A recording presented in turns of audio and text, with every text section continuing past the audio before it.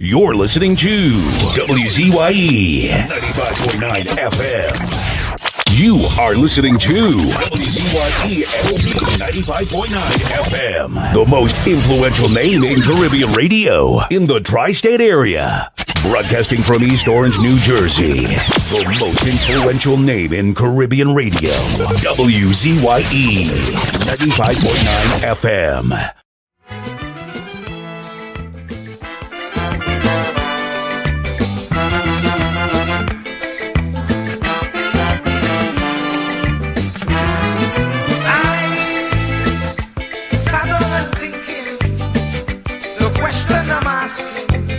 Is Pharaoh still existing? As he before, resembling an Israelite, not being treated right, enslaved day and night. Oh, we just can't go on this way. We just can't go on this way. Please deliver us today. We just can't go on this way. We like the Israelites still in pain. We just can't.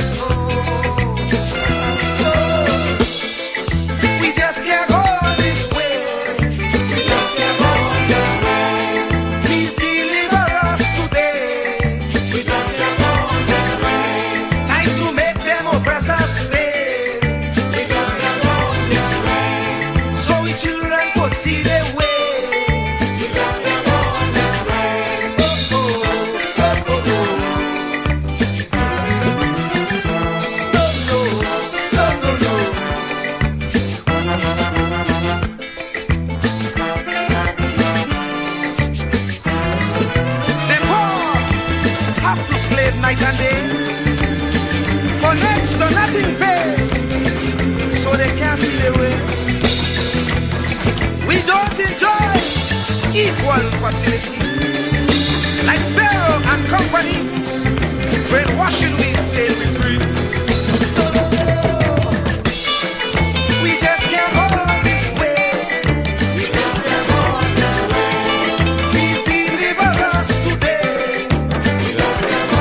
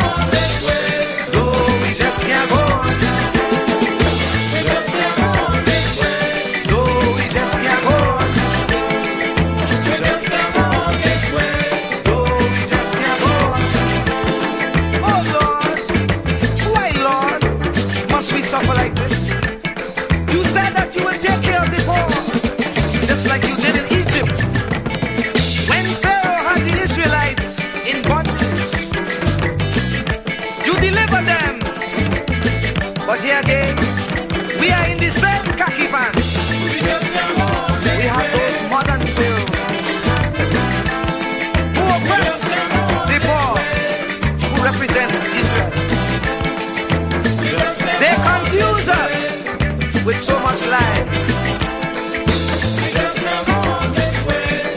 Not even thinking that we would realize.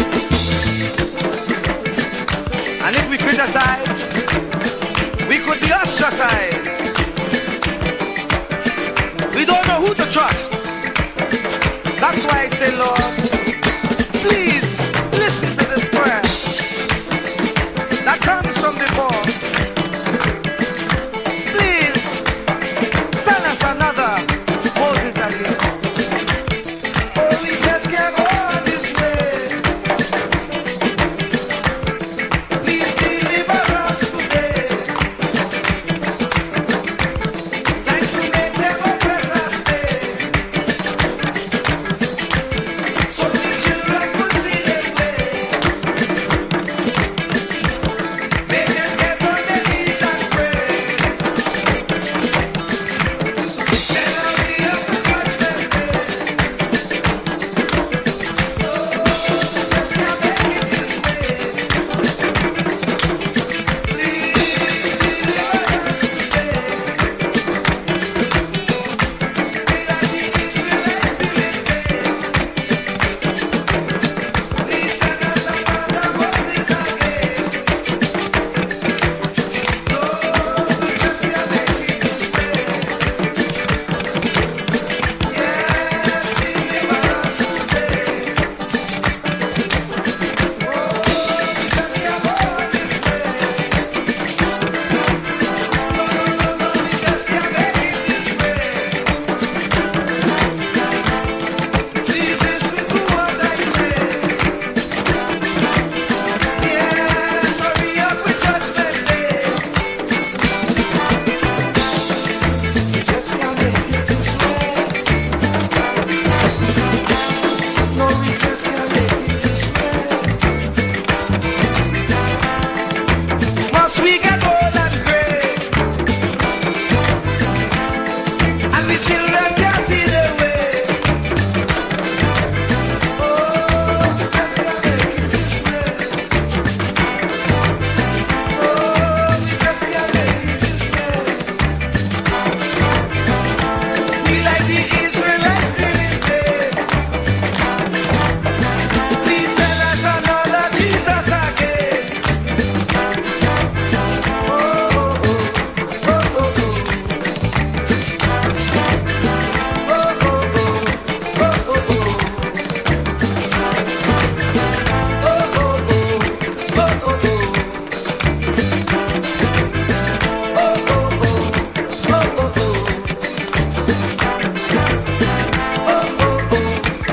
oh. Lord, we just can't go this way. Lord, we just can't make it this way.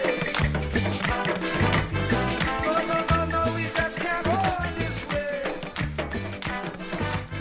Please hurry up with judgment day.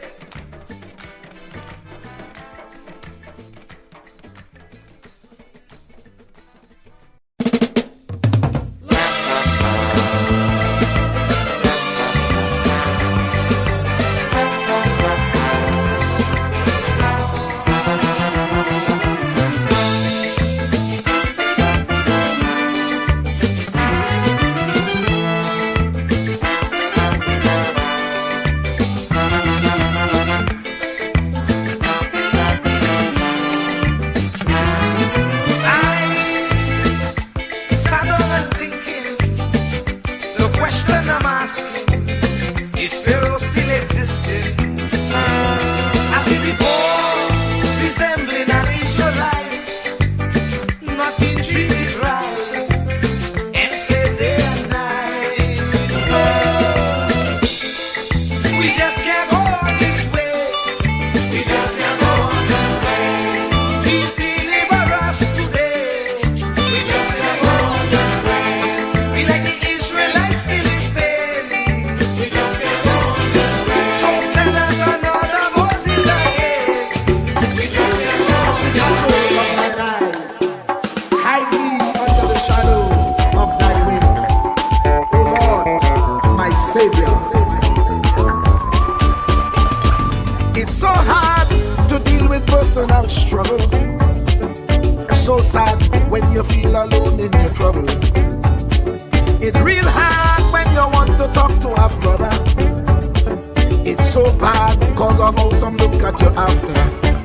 So Jesus, come and be while you fix it. Come and be while you Cover me while you fix it, Jesus. Cover me. Cover me while you fix it. Cover me while you fix it, Jesus. Cover me while you fix it, Jesus. Cover me. Cover my head. Satan want me dead.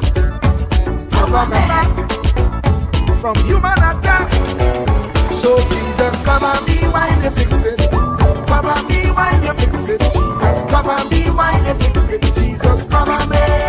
People see you smile, but don't know the hurt that you're feeling. Even as God's child, at times your heart does be bleeding. Where can you go when you're really looking for healing? Who know how to flow when your soul needs some rest?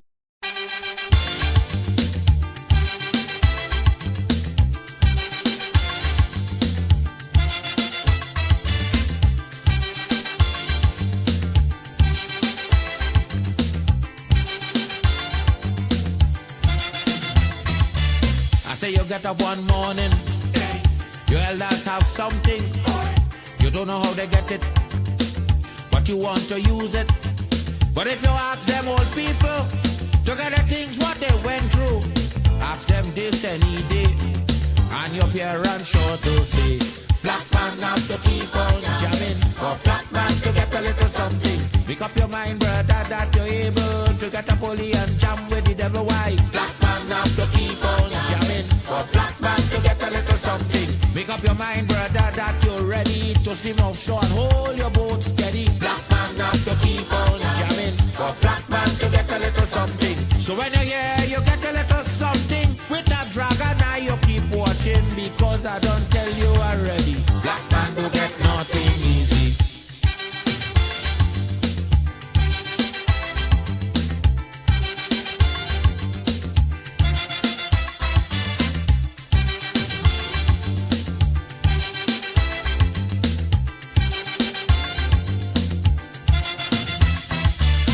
You get up one morning, and oil money running. How it come you don't know, so they did care how the thing go. But if they read about Uriah, they wanna find out the pressure. How we get so much old hell to get a penny from TLL. Black man have to keep on jamming, for black man to get a little something. You got to take up your own cash money, pay people for your own refinery. Black man have to keep on jamming, for black man to get a little something. Make up your mind to be a magician, to make money out of scrap iron. Black man have to keep on jamming, for black man to get a little something. So when you're here, you get a little something. With that eagle eye, you keep watching, because I don't tell you already. Black man don't get nothing easy.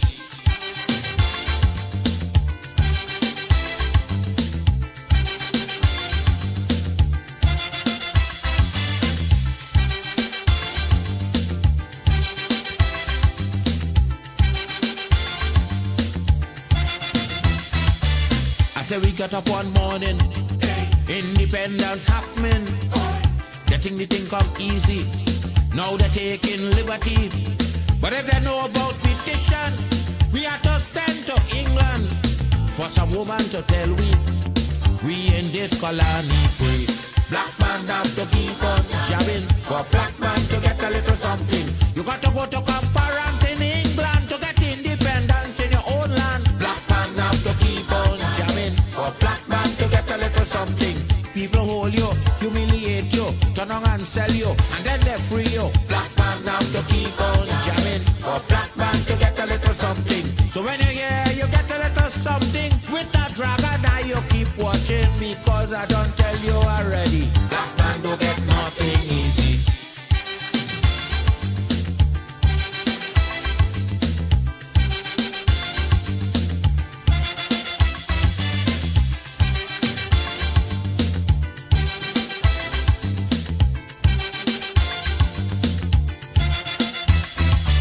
So when a black man gets something, he got to start thinking.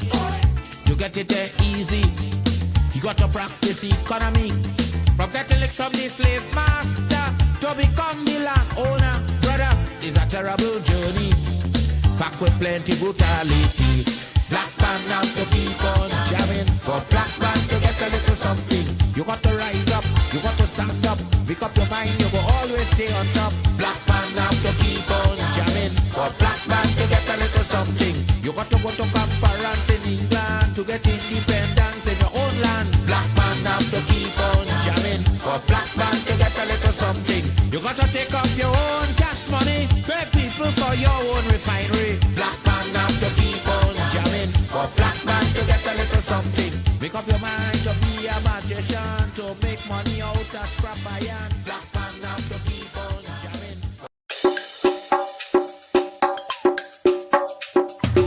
Keep me as the apple of thine eye. Hide me under the shadow of thy wing. O Lord, my Savior.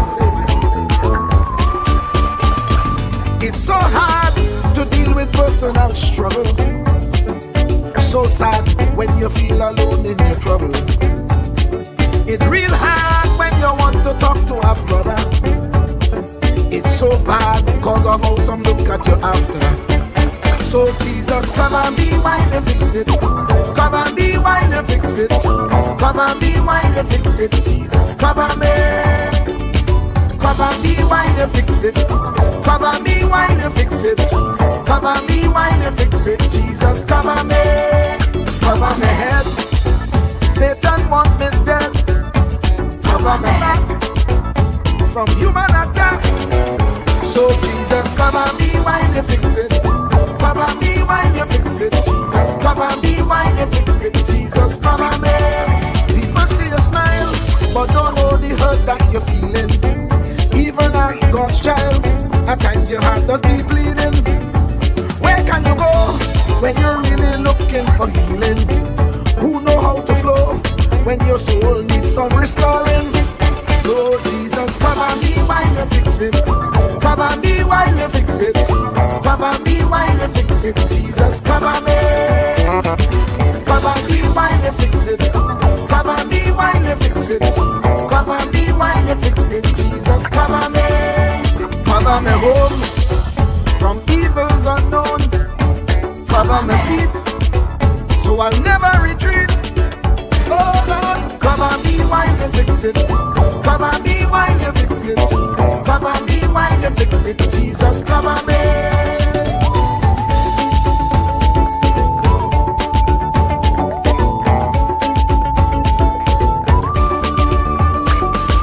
Cover my brother, cover my sister, them who under pressure. Cover the preacher, every church worker, the young believer. Cover the worship leader and intercessor, every gospel minister. Cover. Jesus alone is the one who have the real answer. The one on the throne is the true and loving Father.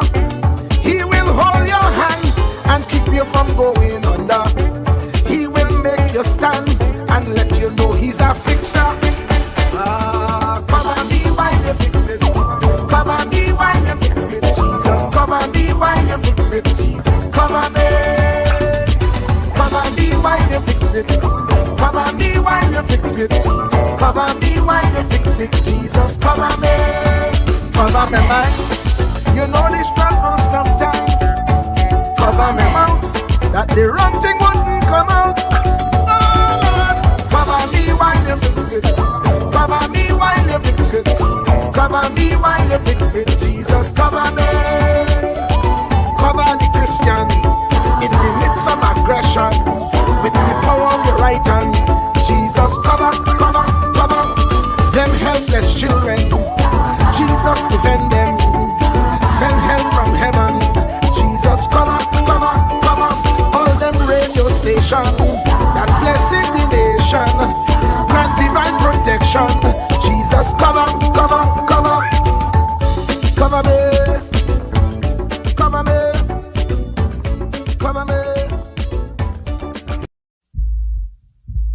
Truer words were never spoken. The less you associate with some people, the more your life will improve. Anytime you tolerate mediocrity in others, it increases your mediocrity.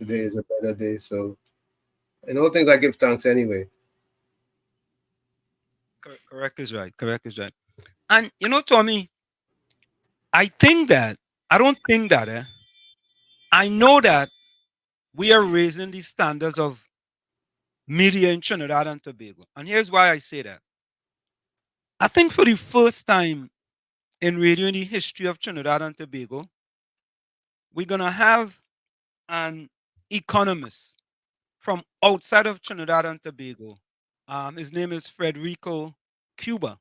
I hope I'm pronouncing that correctly.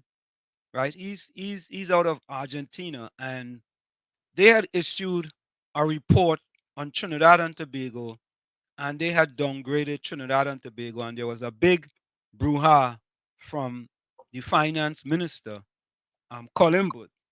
You know, he basically, in the March the 16th, 2024 Express, he dismissed the report. And this is what he said, and I'm going to address this with Federico when he comes here. He dismissed the analysis, saying the investment bank was neither a credit rating agency nor an arm of the IMF, and the report was grossly inaccurate. Right? So, I mean, I and all he says that they only take a report from the IMF, S&P, Standard and Poor's, and Moody's. Right? There's also Fitch, but they just use those two. So, as we delve into it tonight, we're going to talk to Federico about, how they came up with the downgrade, how do they foresee, the economy of Trinidad and Tobago. I mean, there's a lot of interesting things because I think this is not the first report, and he's an economist at BancTrust. This is not the first report that they have made on Trinidad. I think back in January, they also made a report as well, based on research that I did. But we will ask him those questions, when he come in. But you know what I appreciate about dealing with someone out of the environment. You get an objective perspective. Tommy, you are so right. You are so right. Because sometimes, Tommy, I ain't too sure about the IMF, You know what I mean? And here is why, in my estimation, the Ministry of Finance could be giving them information. You understand? And sometimes you kind of worry about if they're transparent with their information. Let me say that. You see, that's what happened with the baby unit, the NICU unit at the Cuba hospital.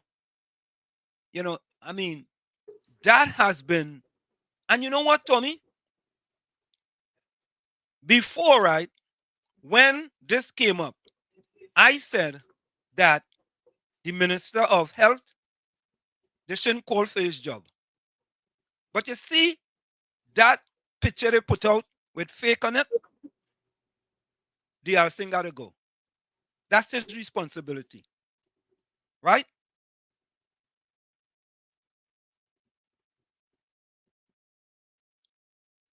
Right, Tommy? Yeah. Tommy?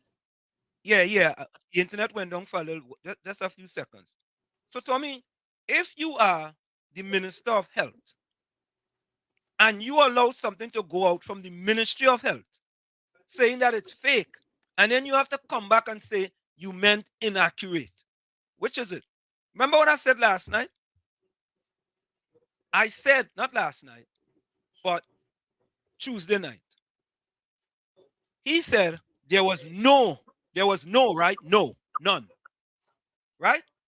And I said, that didn't make sense. Now he come back and say, right, that it was inaccurate. Or there was only 30 beds. I mean, and it's like you just can't get a simple thing correct, or Tommy, or they're so accustomed to taking from their leader and trying to mislead people, that they were trying to mislead people in that instance as well. What You know think what? It's painful that from administration to administration, they each try to rubbish each other, and they get to the point where they, in that process of rubbishing each other, they're hurting the public.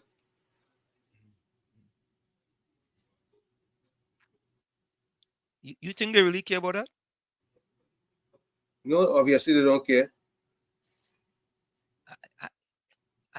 I am looking at all the pictures, all the videos going around, and you know what make it sad, Tommy? Eureka put out a video back in 2014. Eureka, you know. So, like them couldn't even go back and check to see if there was any evidence that, and they were saying that the whole, it's like they're saying that the whole hospital supposed to be a NICU unit. And then that makes no sense at all.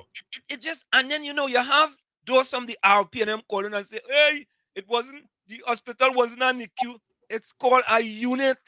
You know what a unit entails? One segment. It's a segment of the hospital, it's not the whole hospital. But Tommy, that one, yeah, the other thing had to go. If you bungle something as easy as that, something as simple as that, just figuring out that, well, let me go and check just to make sure whether there was one or there wasn't one. All right? And the question is this, Tommy. What happened to all the equipment that was in there? What happened to the equipment? Very good question. Are the equipment being utilized? Well, let me be transparent and accountable.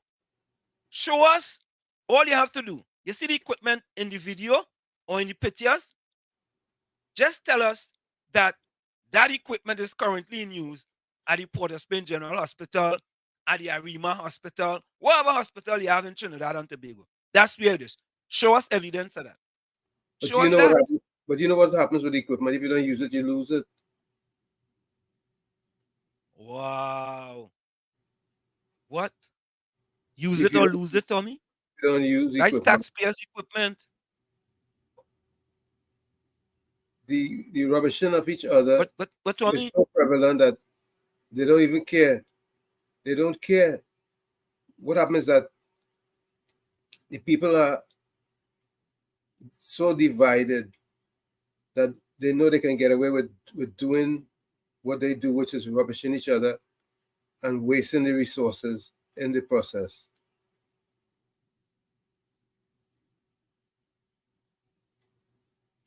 I mean, it's just sad, man. It really is sad. And in my estimation, and I think I want to believe, Tommy. I want to believe that for the first time in the history, the last 9 years, for the first time under the last 9 years, an organization that comes in order to look at something that has happened will do a great job. And the reason why I say that, right, is because most of those people are outside of Trinidad and Tobago. Well, all three of them, right?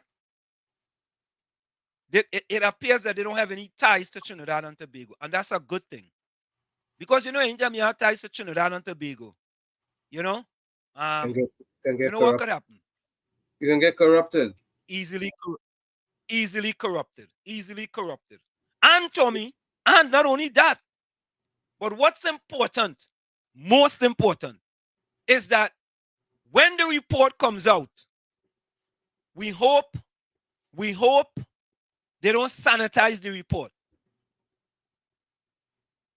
Because, if it goes to the top and he don't like what he see, he could have the attorneys review it and remove certain things or change certain things. In my estimation, just the way the report is given, right? That's just the way the report should be given to the people of Trinidad and Tobago. Just that way. No other way. Well, let's go to the chat quickly. Go ahead, Tommy. No, I mean, ideally, that's what should happen, but we know based on past history what happens. So I wouldn't hold my breath. Nah, I holding my breath. I feel this is the one time, Tommy, that we have real independent people. I want to say that. I think one from Barbados, one from America, one from Uruguay, I think. Something to that effect, right? I want to think that we will get to the bottom of this. I shouldn't say to the bottom, you know. We Hmm. will get to the top of this. You'll get to the top. Let me say, Bijam was first in the village. Good day, Welcome. Uncle Tommy on Wall Street. All listeners that locked on. Good day, Welcome, brother. Bijam. Bijam say, Uncle Tom, be careful when you're dating them young chick. Wall Street said the last day did not show up, you went on a date. You hear what Bijam say? I hear you, Miss Brown. I'll Bijam won't take make you advice. answer that trouble, you know. I'll take advice, Miss Brown. The internet cut out again. Say that again, Tommy. I said I'll take Bisram's advice. Say it again. I will take Bisram's advice. We yeah. Wayne here would welcome. Darren Red says misbehavior in public office. Nah, I just feel that um the Minister of Health. Anyway, all you know nothing go happen. DR Singh is is a pharmacist. What do you expect? Renwick, welcome. Good night, everyone. Matilda, Matilda, you leave Jamaica and come Dominica. Hmm. Matilda, welcome. Good night. Matilda say good night, Uncle Tommy, Wall Street and viewers, love in the house all the time. Love to you too, Matilda. And thanks for Yeah, being in the village with us. right. Darren say Wall Street in 2018 they moved the neonatal equipment to Wendy Fitzwilliams Hospital. Yeah, that's what they say. We'll show you some pictures now. Give you a little proof. You know what I mean? Nothing wrong with that. Isn't Wendy Fitzwilliams in Mount Hope? Where's that? I ain't sure. Uh, Darren, where's Wendy Fitzwilliams? That's what they renamed the hospital, right? Pardon? Or did they rename the hospital Wendy Fitzwilliams, or that was a wing? I thought it was just a one area they call that. Oh, I don't know. I ain't sure. Let me see if I could figure that out. Rishi, welcome. When the report comes out, good or bad, no one in Trinidad will be held accountable for anything. Well, you know what, Rishi? Based on what we have seen so far, when we look at Paria, we look at all kind of commission they have in Trinidad and Tobago, paying millions and millions of dollars. And at the end of the day, nobody suffer no consequences. Nobody.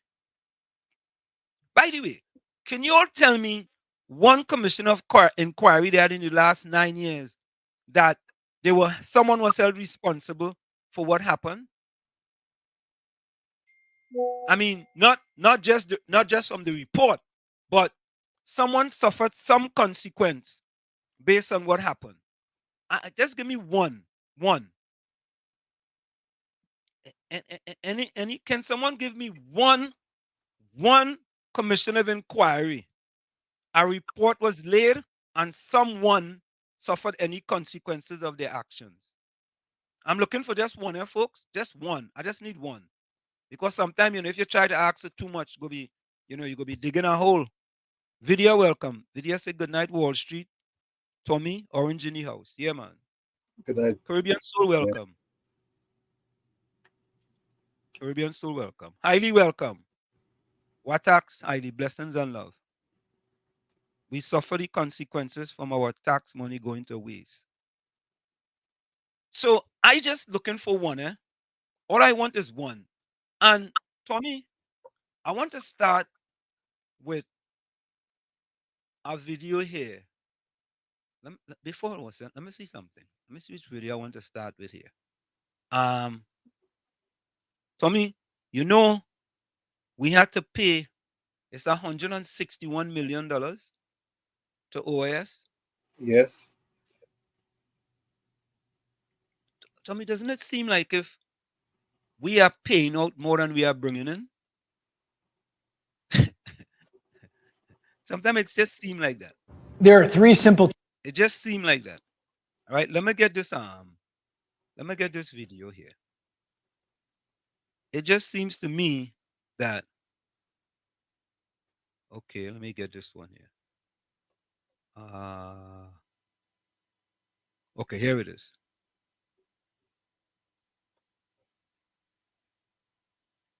No, it's not. Oh yeah, yes, it's the Nitco one. We already did the Tommy. We did the Nikewan, right? No, we didn't do it. We didn't do Nikewan. Except if you did it while I was gone. You know, I remember. No, I don't know if I did that one. Now I really don't remember if I did Nikewan. Okay, but anyway, Nitco $161 million payout to embattled Brazilian firm. Let's take a listen to that. That's OAS. Yes? $161 million. Hold on. Yeah, OAS. 161, eh? Tell me, buddy, you think it's easy? It ain't easy, you know. I want you all to listen to this.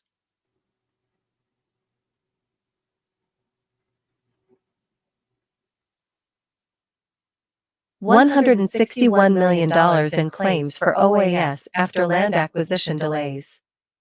The National Infrastructure Development Company, NIDCO, had to pay embattled Brazilian firm, Construtora OAS, $161 million in work stoppage claims, as the land acquisition for the Solomon Hochuli Highway extension to Point Fortin project was incomplete at the time. During yesterday's sitting of the Joint Select Committee, JSC, on Land and Physical Infrastructure, NIDCO Chairman Herbert George said included in that figure was $26 million for work stoppages caused by community protests during the construction. The sitting was the JSC's second session on an inquiry into the 2023 NIDCO report on the saga of the Solomon Hochuli Highway extension to Point Fortin project from 2010 to 2023. An account of the development and execution of the largest infrastructure development project implemented in TNT. JSC members Kennedy Richards Jr., Anil Roberts, and Barry Paterath were absent from the session. Responding to JSC Chairman Diorab Timel's question on whether NIDCO overpaid OAS for the project, George said NIDCO treated the contractor well, as it legitimately received a lot of money for reasons the state company should avoid going forward. OAS was paid lots of money for which we did not get productive work and claims that a contractor can make, given the circumstances. We need to manage that as we go forward. We must not start these jobs too early. We must look at the land acquisition aspect of it and let it proceed for some time before we start the actual construction work, George said. With $500 million spent on land acquisition, the government engaged in private treaty negotiations with property owners along the right-of-way. But even after compensating property owners, George said, it took time for some to vacate the premises. In some cases, residents were not ready to leave or had nowhere to go. NIDCO decided to pay for 6 months of rental accommodation for those who qualified, but in some cases, they prolonged it to between 12 and 18 months. While some people received leases to properties in Petit Morne, St. Madeleine, and Cedar Hill, Prince's Town, they had to wait for the state to develop the land. Responding to JSC member Simon de Nebriga on whether there were concerns about the land acquisition raised before the contract agreement, George said there was a recognition that the government could not provide the entire site at the commencement of the project. It told the contractor it could have Golconda to DB immediately, while the Gatineau River to Mont Desir would follow months later. He said this was too optimistic when the aim required moving hundreds of people. That was just optimism speaking without any basis because that has not happened before, and with the number of people you are moving, you cannot do it overnight. Nobody is there waiting for you to come and offer them compensation, so they will move. People told you, I have been here for so many years. My navel string cut their dot. George said there were many oil wells to cap along the row, which was not in the contractor's scope of work. He said Petrotrin had to get this done, and despite applying and paying for the capping, contractors took a long time to complete the job. In the early construction period, several protests over the highway caused work to shut down.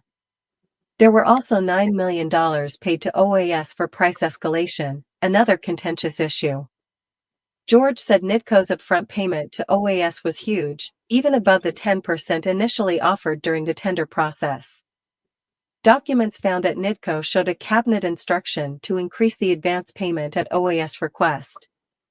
George said the upfront payment was not tied to work done, as opposed to using a contractor who would have taken a smaller advance payment and collected the remainder over the construction period.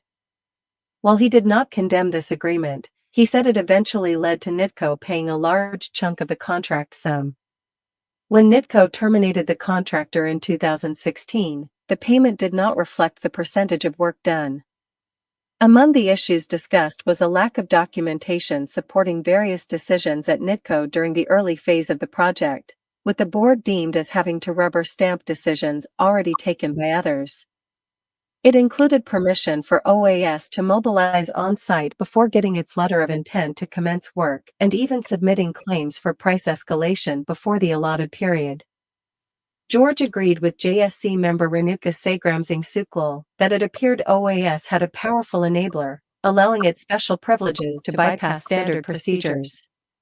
He said part of NITCO might not have been party to the enabling team and did not believe it was the then board of directors. He said members were very hard-nosed to call for due diligence. Well, that's one Yep. part of it. But there's more, Yeah, but clearly we could see inadequate planning is what could create a whole lot of additional expenses. Tommy, anybody ever tell you about the 5 Ps? The 5 Ps? Proper planning prevents poor performance. Mm. Yeah, we need to implement that in Trinidad and Tobago. Proper planning prevents poor performance. Prevents overpricing too. Well, yeah, that all is part of it. Yeah, but that is one part of it. And then there is, let me go back here. Hold on, let me remove that. Yeah, Tommy, it seemed like we spend a lot of money in Trinidad and Tobago for nothing. You We know, spend a lot of, some of us take it seriously and talk about it and comment and lament about it. But for the most part, it doesn't matter to many people. Why? Because it doesn't affect their political belief and their political alliances. So but it they're gonna- affects them. Tommy, at the end of the day, it affects them though. Because when that money goes out, some money has to come in. And if enough money in coming in, you know what's going to happen? It's tax. Tax and tax and tax. That's the easiest way to get money, tax. Yeah? But it's interesting, Tommy, as we say tax. You think if they increase the tax on cigarettes in Trinidad, you think they're going to have any effect? I don't think that's that critical. You don't think so? Yeah, because yes, there are smokers, but the rate of smokers or the number of smokers over the years have dwindled in most societies, because young people, many young people have been paying attention to the fact that cigarettes are bad for your health, are very bad for your health.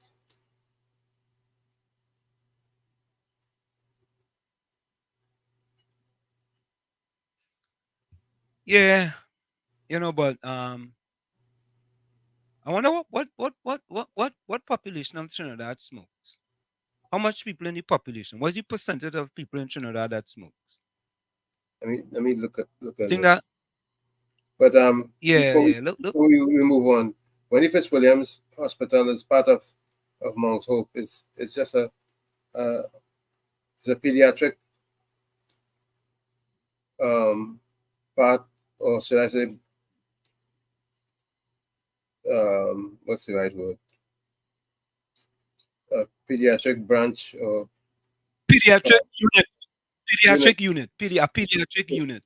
a pediatric unit Yeah, in in Eric Williams Medical Science Complex, which is Mount Hope. mhm. Yeah. So Tommy, let's quickly look at what some of the news that happened today in Trinidad and Tobago. Let's take a quick listen to that.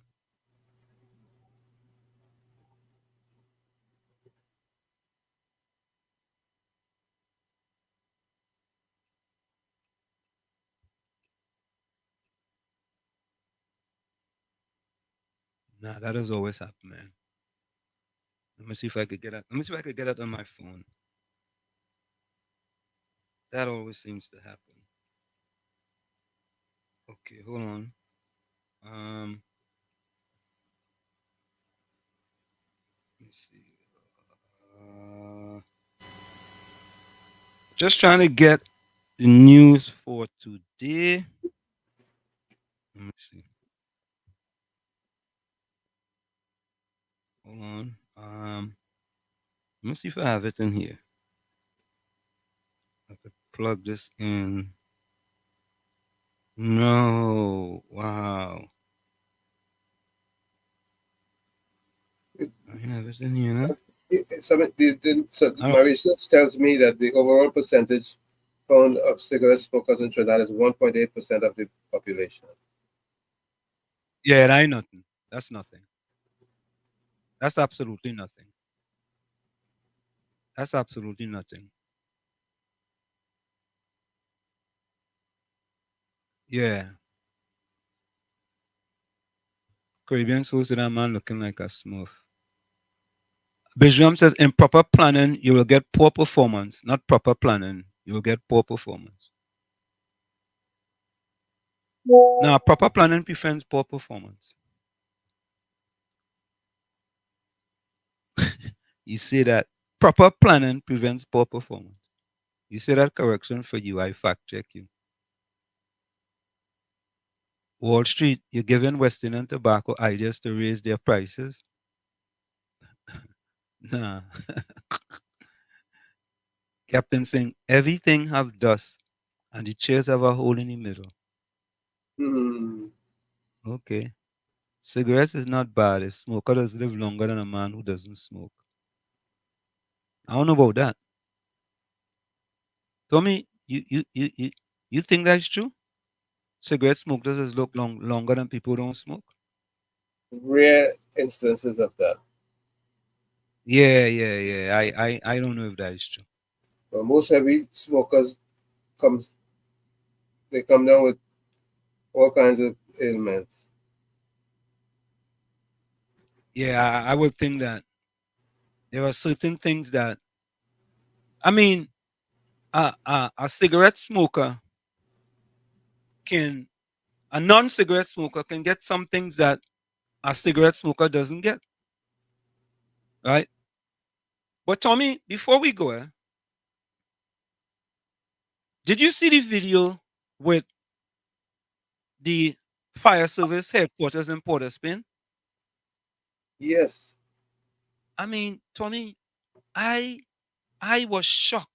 I could not believe. And you know what? recordings just got. We would like to hear from Mean Gene. I mean, I might be selling out Mean Gene. We like to hear from Mean Gene.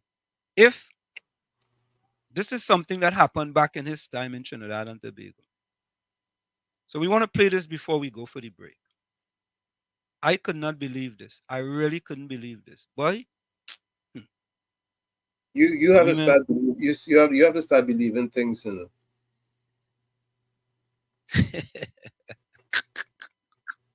Oh God. So he's had to start believing things. Yeah, you know, because is you I'm like this?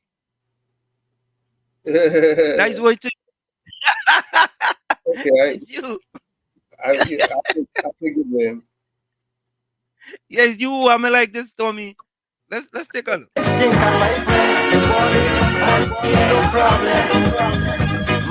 friend, shorting money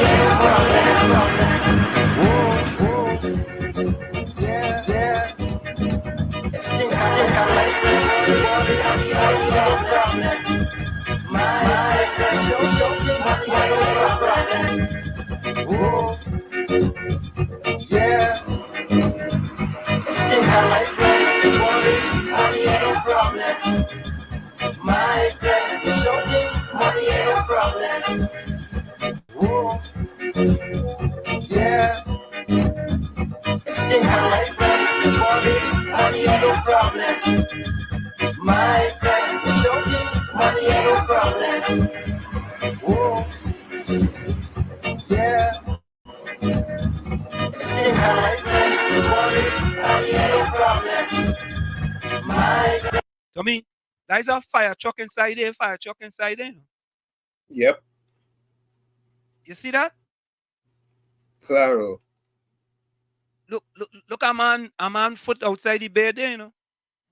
Look the fire truck on them right. Tommy, I don't know, boy.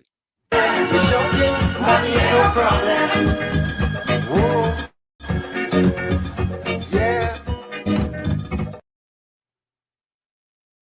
Maybe that's for homeless. Tommy, them almost look like they're outside. Maybe it's a homeless shelter. Maybe it's a shelter area or no, but some. You still have fire service on the back. You thinking of homeless people in the fire service? I don't know, but I don't know why all those beds are there in the open. Tommy, boy, I don't know, boy. I don't know what to say. Is it that there are so many fire workers, working fire personnel? I don't want to say firemen because I know it's a firewoman too now. In 2024, Tommy, that's how them fellas and them living. Well, look like not living. Working. That's how they had to get a rest. That's how they had to get a rest. When they get a rest. You understand? And what is the budget for the Ministry of National Security again? 6.9 billion. 6.9 billion. A firehouse was supposed to be open the other day in Point Fortin. They couldn't open it because the people didn't have the needed apparatus. Well, they opened it without the apparatus. No, they were supposed to open it 2 days ago. They open it now? Did they open it? No, they didn't open it again. Okay. They were supposed to do something 2 days ago, and they decided to postpone it. So, folks, we're going to go for a quick station identification. When we come back, we're going to have with us the senior economist from BancTrust Company, Federico, Cuba.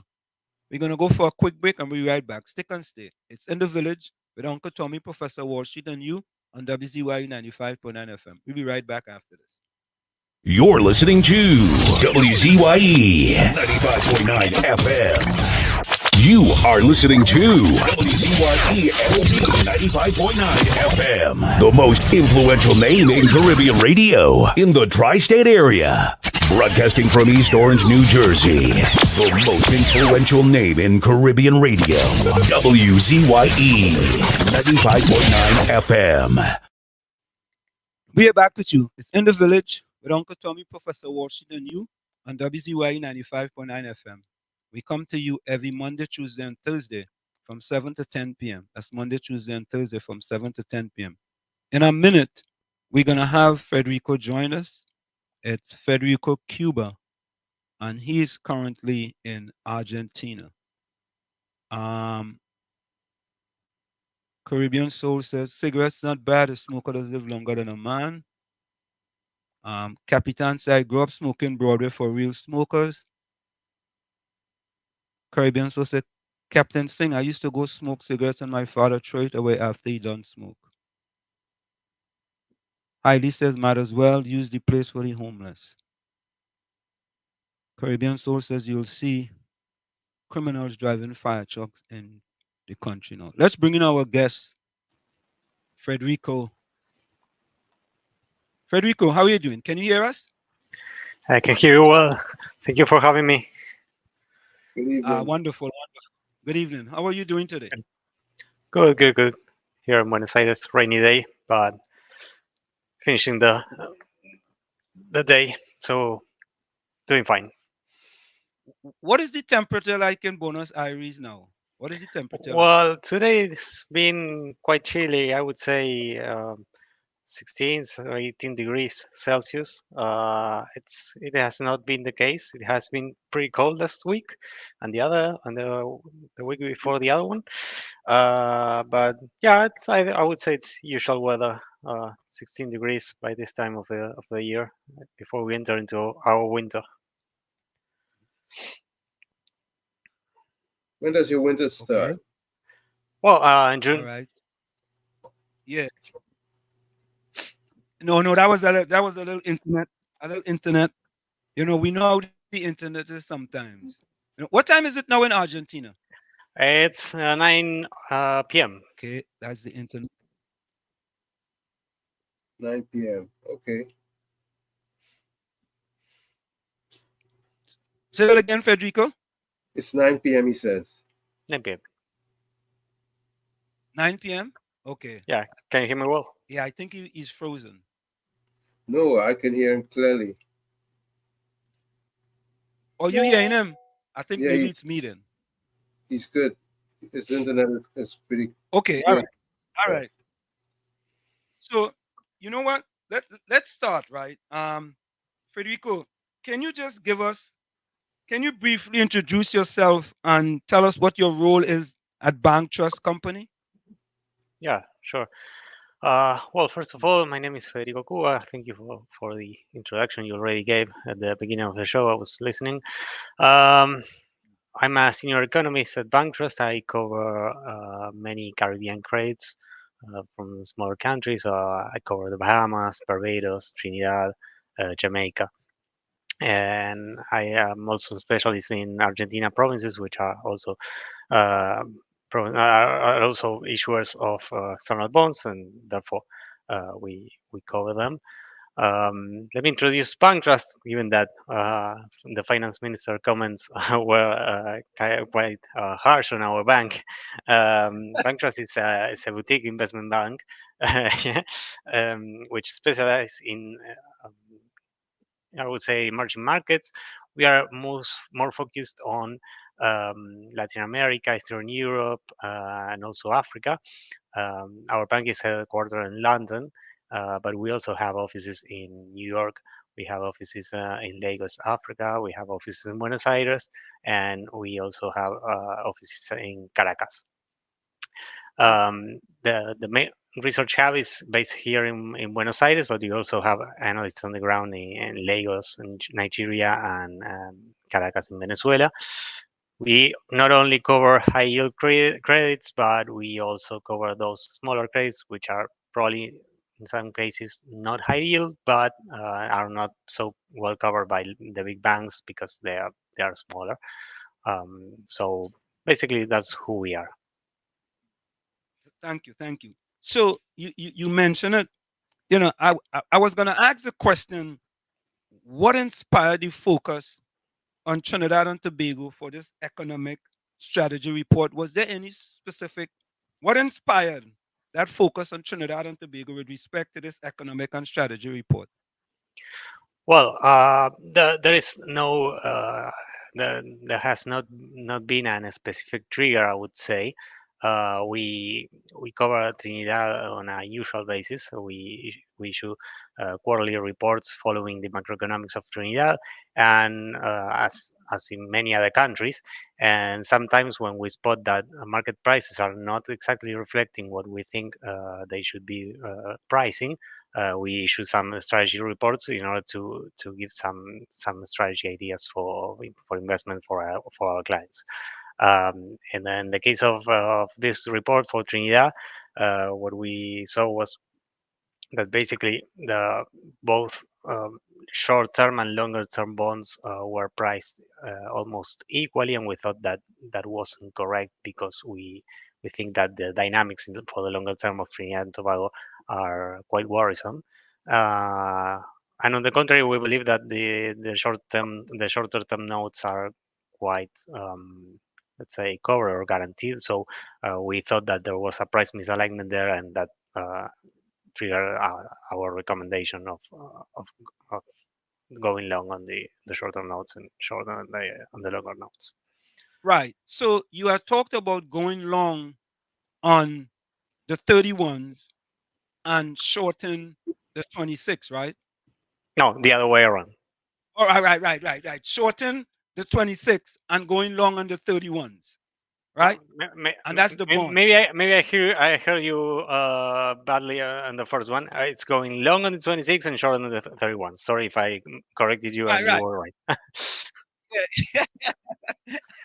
So long on the 26, right? Long on the 26 and short on the 31, Yeah, right? that's it. So when we say 26, we are talking about the bonds that are expiring in 2026 Yeah, and the that's bonds correct. that are expiring in 2031, Yeah, right? that's So correct. Yeah. talk to the people about why are you telling the people to short the 31s and go long on the 26? You're telling them, actually, you're telling them to buy the 26, but Hmm. kind of stay away from the 31s, or you can short it. Yeah. Explain that to the people of Trinidad and Tobago. Okay. Let me go a couple of steps back in order to get the people involved in what we wrote. Um, Basically, our report has, I would say, three main parts or chapters. One of them is our broad assessment for the Trinidad and Tobago economy, which is quite sustained over time. This long-held view we have on how external accounts are becoming unsustainable.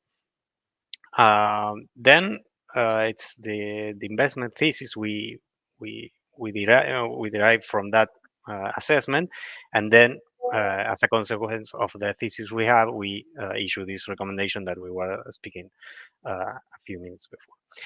So on a broad view, what we see in Trinidad is that for many years, the difference between what Trinidad earns in terms of FX inflows, you know, US dollars that are brought in Trinidad uh, through the what is called the current account, have been depleted and consumed, and even Trinidad has to deplete um, reserves in order to cover for how many FX goes out of the country through what we call the financial account.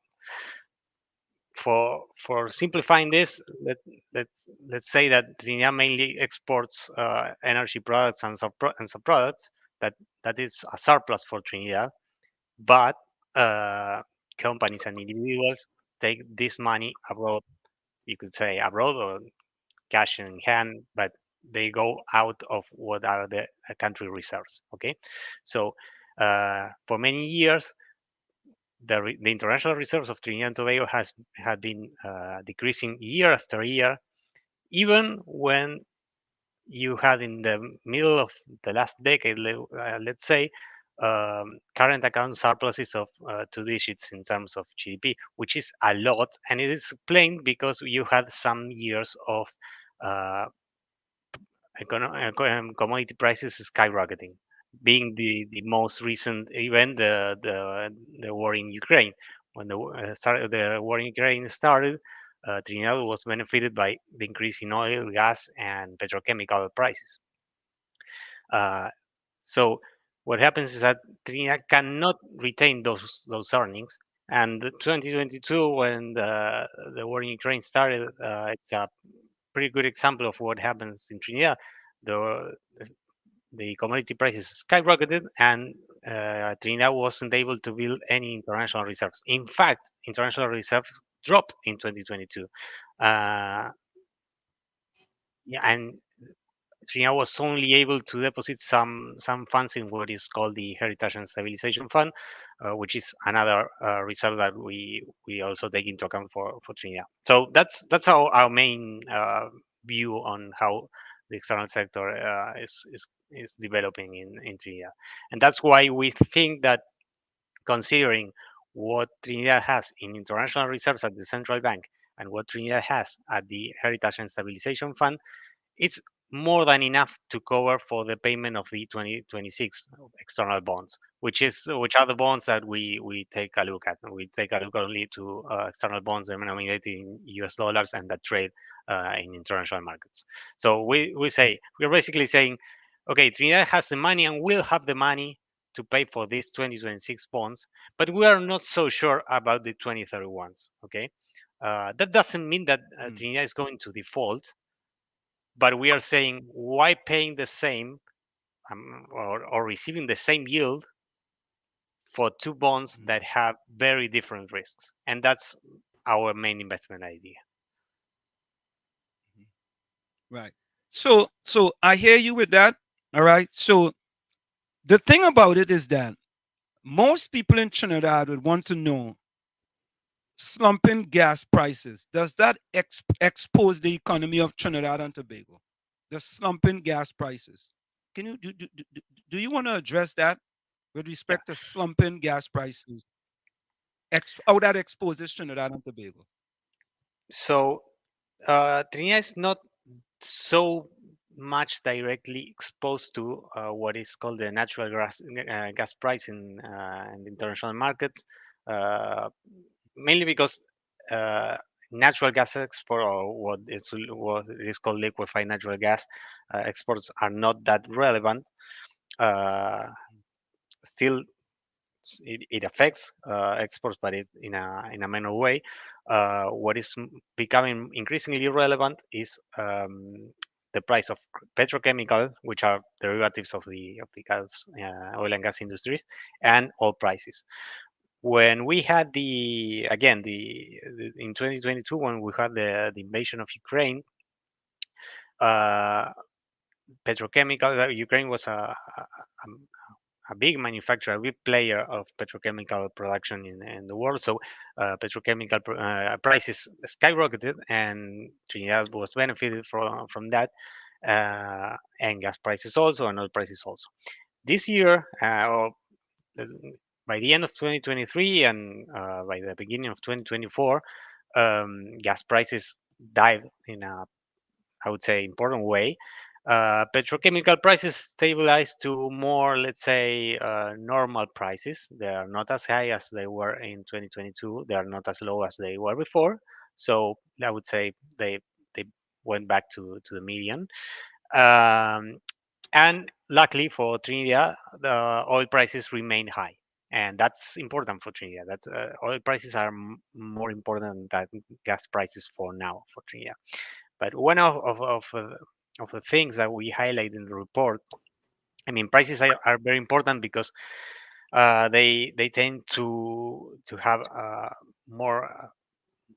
They are more volatile than production. So if you have let's say a season of very low prices, it could really affect your liquidity, and especially in the case of Trinidad, which we are saying that it will start having liquidity issues in the future. But what we are most worried about is that oil production and gas production has been steadily declining for decades now. And this has been the case for many decades, and it is the case for the last years.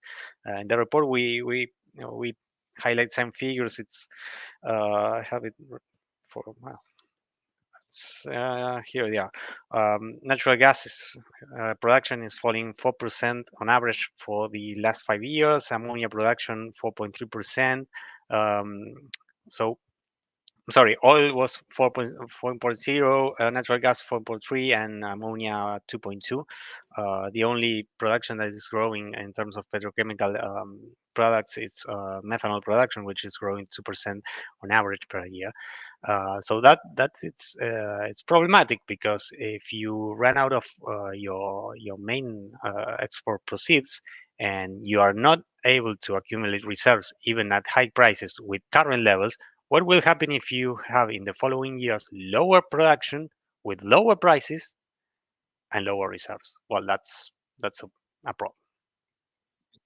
So Federico, what I heard you said is that production of the main export products such as oil, natural gas, and ammonia is on a declining trend. 4%, which is oil, -3% natural gas, and -2.2% for ammonia. Mhm, However, you said that that's for the last 4 years, and that was only partially offset by a 2.0% annual growth of methanol production.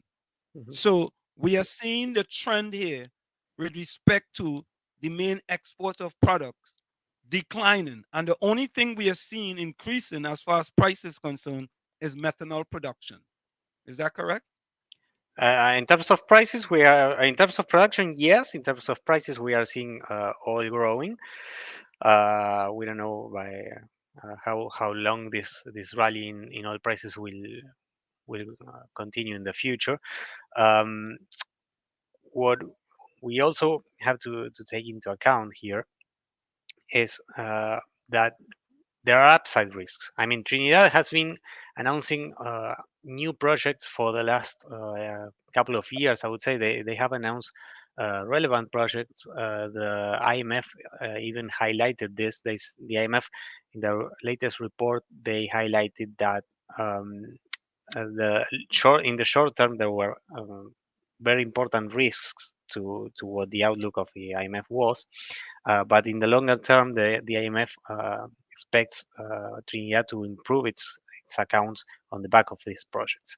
But what we have seen so far is that the implementation of these projects has been disappointing. The implementation lags, and it's not, at least results are not seen still in terms of production.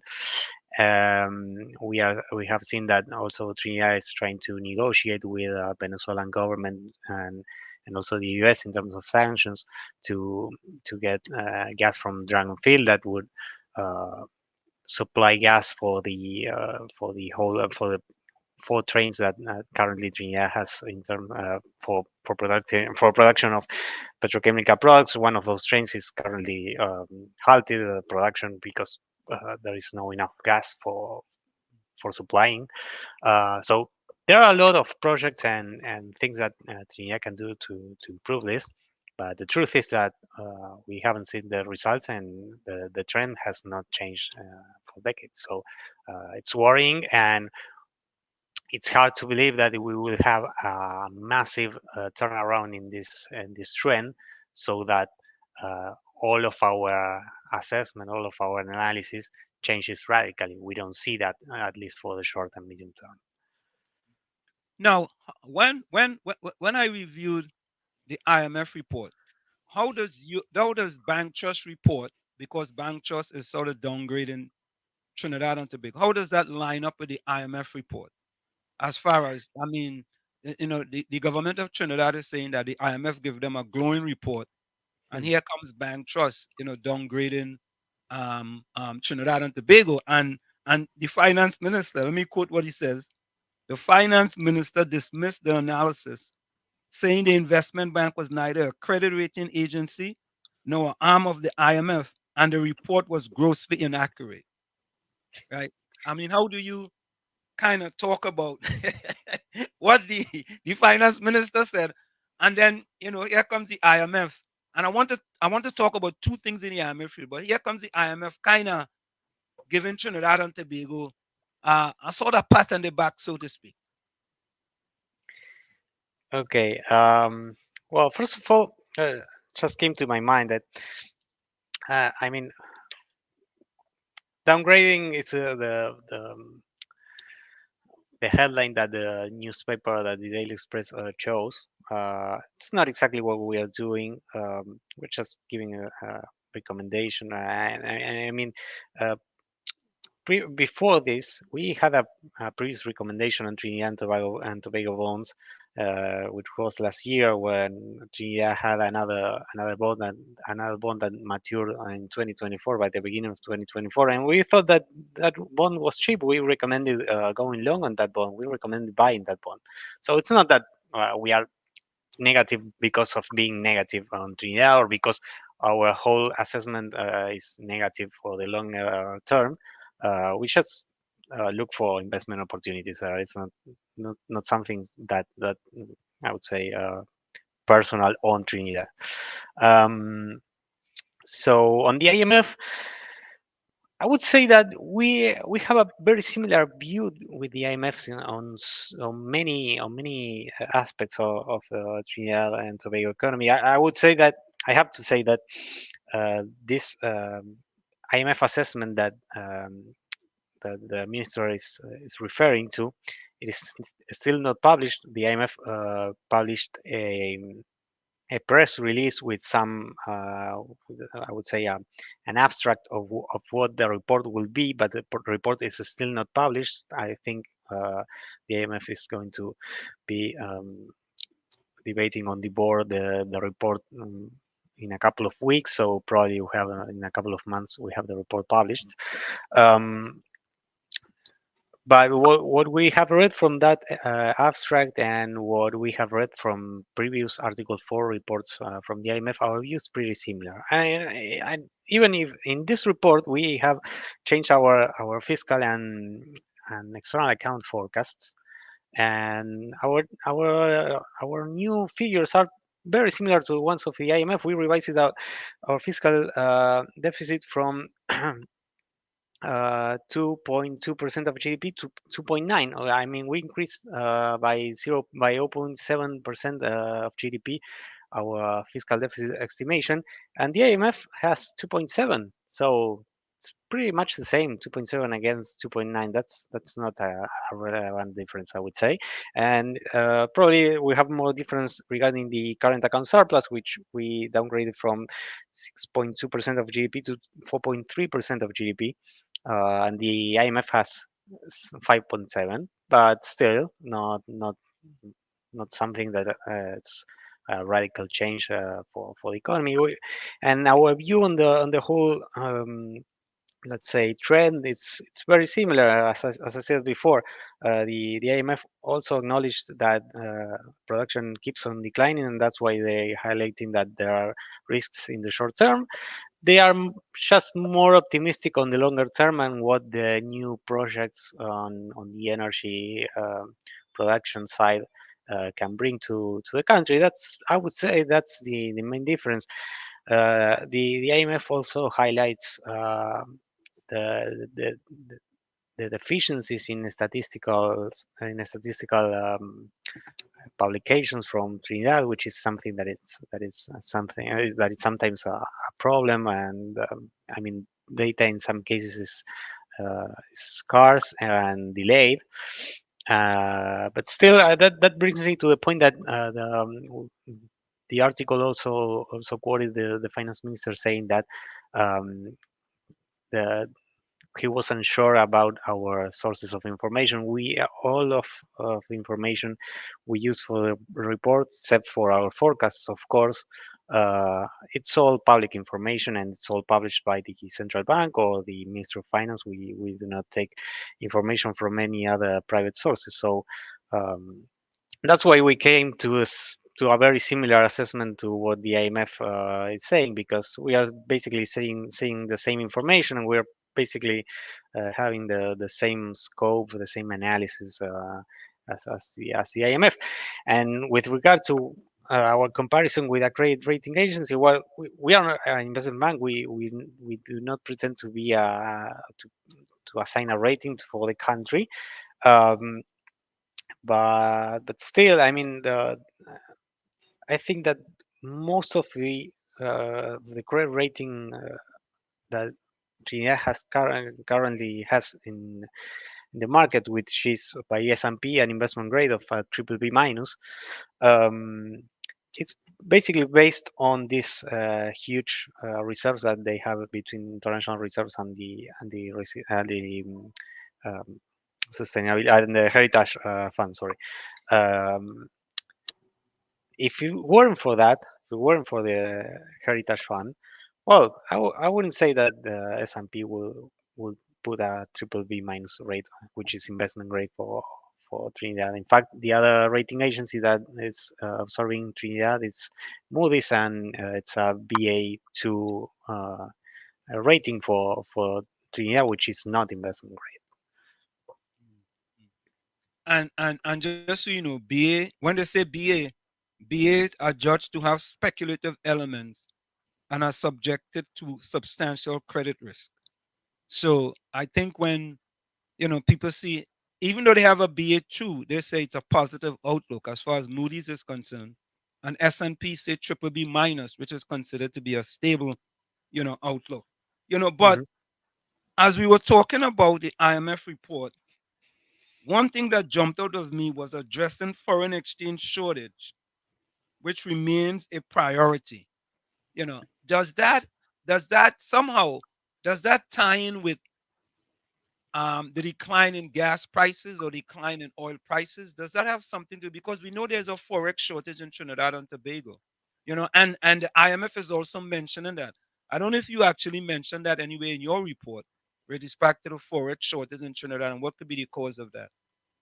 Well, in fact, that's I would say the main topic of the report, because that difference between the current account surplus and what the financial outflows are, it's mostly explained by the FX shortages, and that's why Trinidad and Tobago has capital account controls, yeah, forex controls, because there's a shortage. If it weren't, if I mean, if demand was equal to the supply, they wouldn't need to impose these controls. The IMF, what the IMF is pointing out is that there's a shortfall in the FX market, and the IMF usually calls for lifting restrictions on capital accounts and on liberalizing the FX market. In other words, what the IMF is saying is you should let the FX rate fluctuate in order to allow the game of demand and supply have a have a have a say in what the FX rate should be. Um, I mean, the policy is to keep the economy stabilized by fixing the FX at a certain rate, which one could agree or not. That's how things are, and for retaining that specific FX rate, for now Trinidad has to impose controls, because even after imposing the controls, um, what happens is that you lose reserves, you lose international reserves. Um, I, I, this is a problem for Trinidad in many ways, because Trinidad has this kind of what is called a Dutch disease. Uh, you Dutch have disease, you said? Dutch. yeah, Dutch disease. Dutch Uh, disease. Okay. yeah, that's how you call it when you have massive inflows of FX that are lowering your FX rate, or that allow you to artificially keep your FX rate low. In this case, a fixed peg, not a peg, a fixed rate. I'm sorry. Uh, because you have the massive influx from the energy sector. But what happens on the other side, on the non-energy sector, is that it loses competitiveness year after year, because if you hold that FX rate, which is, let's say, remains the oil sector and the gas sector remains competitive at that FX rate, it doesn't mean the same for the non-energy economy. uh, forbids you to develop any export capacity on any other sector, and that forbids you also to diversify your exports and not be so much exposed to oil prices. And what usually happens in Trinidad is that you have the, let's say, the good years when oil prices and gas prices are up and are high, where your non-energy economy gain some traction because the FX market is or the FX inflows allow the central bank or the Exim Bank to provide more currency for this non-energy economy, and this allows the non-energy economy to be more productive and import more products and etc. But what happens in the bad years is that you run out of effects to give to the non-energy economy, so you depress the non-energy economy, and you don't have this, let's say, buffer, because when you're doing badly on your energy sector, you're doing worst in your non-energy sector because you can supply them with effects that is much needed in, especially in a small economy that needs to import a lot of raw material and intermediate products to reach its production, and also in many cases finalized products. So Federico, in a nutshell, what would you say? What fiscal and monetary policy economic changes will be necessary to improve the Trinidad and Tobago country's credit worthiness? What fiscal and monetary policy or economic changes, in your estimation, will be necessary to improve Trinidad and Tobago country's credit worthiness? What, in your estimation, what do you think? Well, I would say that the fiscal picture is not that bad. The country ran w- wide fiscal deficits by the time of the pandemic, but I think that the fiscal performance was not that bad. Was the adjustment since then was quite good. There has been some efforts on the revenue side. There has been some efforts on the expenditure side, especially in terms of subsidies. So I think that the government is working on that area. I would say uh, uh, at a decent pace, and I wouldn't say there are many problems there. There are many problems there, especially because you don't have very high debt, although it's rising, Mhm. and which could become an issue in the following years, especially if you need to raise external debt in order to cover for this FX gap that you have. But still not worrisome. The fiscal deficit levels are still low, so uh, I wouldn't recommend, let's say, hard measures on the fiscal side. And on the external side, basically what you need on the monetary side and the external side, what you basically need to define is to what FX regime you want to, or under what FX regime you want to work with. Of course, in most cases, what is the best is to have a flexible FX rate, which you currently don't have. That would call for a devaluation of the currency. So the government would need to assess whether that's convenient or not. Um, but I would say that you don't need to make so so much wide reforms or deep reforms in economy. Of course, stability in the long term would call for some reforms in the monetary sector and the FX sector. But if you address the problem with production, you have most of the problems already solved. Uh, if you work hard on that, you wouldn't need so many drastic reforms or changes. You can basically do what you have been doing in the past few years. If you raise production and you somehow address this leak that you have of FX outflows from the financial account, well, that's pretty much all you need to do. Some control over there, which would demand probably a higher FX rate. That's for sure. Uh, and then just work on the production. I mean, the pipeline of projects looks nice. It just doesn't seem to be progressing as needed, because probably some wells where you're extracting oil and your natural gas reservoirs are becoming older, and that means that you need to invest a lot to cover for the drop in productivity of any of each of those reservoirs. But that's basically what our our main uh, our main recommendation would be.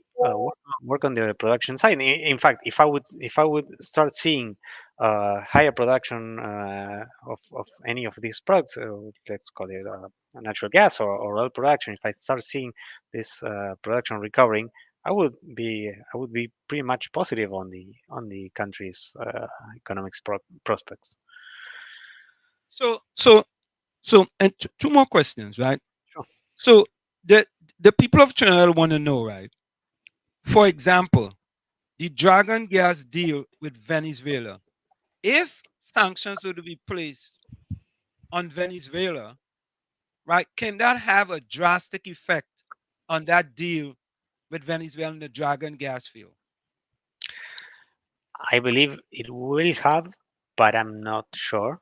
It will depend. It will ultimately depend on how sanctions develop and the specific of those sanctions, because there has been a lot of ad hoc measures over these sanctions that have been imposed to Venezuela, and the situation is quite volatile as of now. So I wouldn't risk a comment on that, because it's very hard to know what the outcome will be for that exact project. O- Okay. Now, secondly, if oil, natural gas, and ammonia prices continue to decline significantly, can that have a drastic effect on the Trinidad and Tobago economy? Well, yeah, in the short term, you will have the effect I just described, that your non-energy economy will suffer from it, and I mean, the non-energy economy has been recovering quite fast, especially last year, and the IMF also highlighted this improvement, and that's basically because energy prices were really high. So if you see a drop in prices, the first sector that will be impacted will be um, the non-energy economy, and then after that, if the trend continues, if uh, energy prices remain low for a longer time, well, that will start impacting on the whole liquidity of the system, and reserves will start dropping at a faster pace. It is not. Uh, I mean, it's worth noting that only in the since December, I mean, since the beginning of the year, international reserves dropped by 700 million. That's a lot. That's a lot, considering that the whole reserves are uh, slightly above 10 billion. Okay, so in 3 months, which is the data is published until March, you lost 700 million. You lost 1.3 billion dollars from reserves in the last year. Mhm. So if that happens with oil at, let's say, I don't know, $80 per barrel, what will happen if oil is at 60?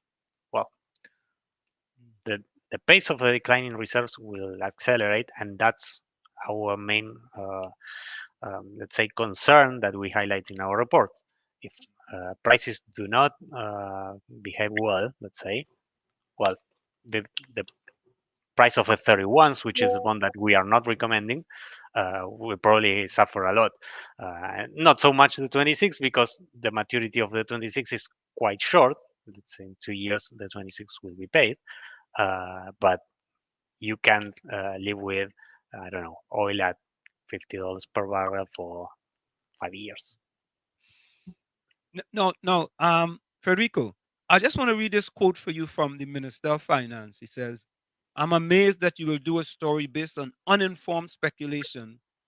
And he's talking to the newspaper from an unknown company that has no relationship with Trinidad, the Republic of Trinidad and Tobago, no access to official information, no communication with authorities in Trinidad and Tobago, no track record in waiting Trinidad and Tobago, and so on, Imbert says. What do you say to that? Didn't you do a report in January on Trinidad and Tobago? There was a report issued, not just Trinidad, but also Barbados, and there were some other countries there as well. Yeah, we have been reporting about Trinidad and Tobago for 3 years now. I have been covering Trinidad and Tobago for those 3 years. On the uninformed comment and the thing that says that we do not have access to official information, well, that makes no sense. I mean, it makes no sense that the government does not provide official information. I mean, that's the only information we have access to, the official information that is published in official websites. Um, and of course, I would speak badly of the government if there weren't official information. I mean, there is. That's why we have these numbers and we can issue this report. Um, and I don't know what else. What other comment was in that statement? So I think the minister might be somewhat misinformed in that you have been reporting on Trinidad and Tobago for 3 years now, and maybe you didn't do a little homework to see, because I did a little homework and I also saw You reporting did, and you did. I have to highlight you did a lot of homework for the interview. Yeah. yeah, I have to I say it surprised me. yeah. We like to do homework here at WZYE 95.9 FM, especially when we have an economist comes. We don't want to just, hem and haw. We want to make sure we try to cover a lot of these important questions, because in my estimation, it appears that the Minister of Finance didn't do any homework, because I simply even saw the report dated January 29, 2024, and I think it had Venezuela in it, it had Barbados, and it had a few other countries in it as well. And I'm saying to myself, well, easy Minister of Finance, he should know that this is not the first time you guys have issued a report on Trinidad and Tobago. So I mean, I give him the benefit of the doubt. Maybe I don't know, the media contact him and maybe he wasn't given the whole information. Maybe he couldn't get access to the report. I don't know. I wouldn't like to comment on that because I don't know the whole picture or the whole story. So let's say that I don't know. Probably it was a mistake. That's fine. I mean, it's fine. We know what we're doing, where we gather the data. We have official data. We are doing pretty much well on our reads of many of the economists we follow. So I mean that's fine. I would like to comment more on what the minister said. right. So Federico, just tell us the other countries in the Caribbean that you do reports on also. I know you mentioned Jamaica, you mentioned Barbados. Tell us a few of the other countries. Well, we cover from the Caribbean. We cover Jamaica, Barbados, cover the Bahamas. We cover Dominican Republic. We also cover a lot of countries from Central America, Guatemala, Honduras, Panama. Um, and we also cover a lot of economies from South America too. I mean, we cover Argentina, where we are based, and several others. We have a lot of countries under our coverage, and we should reports like this ones for all of these countries. So Federico, go ahead, Tommy. I didn't hear you mention Guyana. Do you cover Guyana also? No, we don't. We don't. And the reason for that is that Guyana doesn't have external bonds outstanding.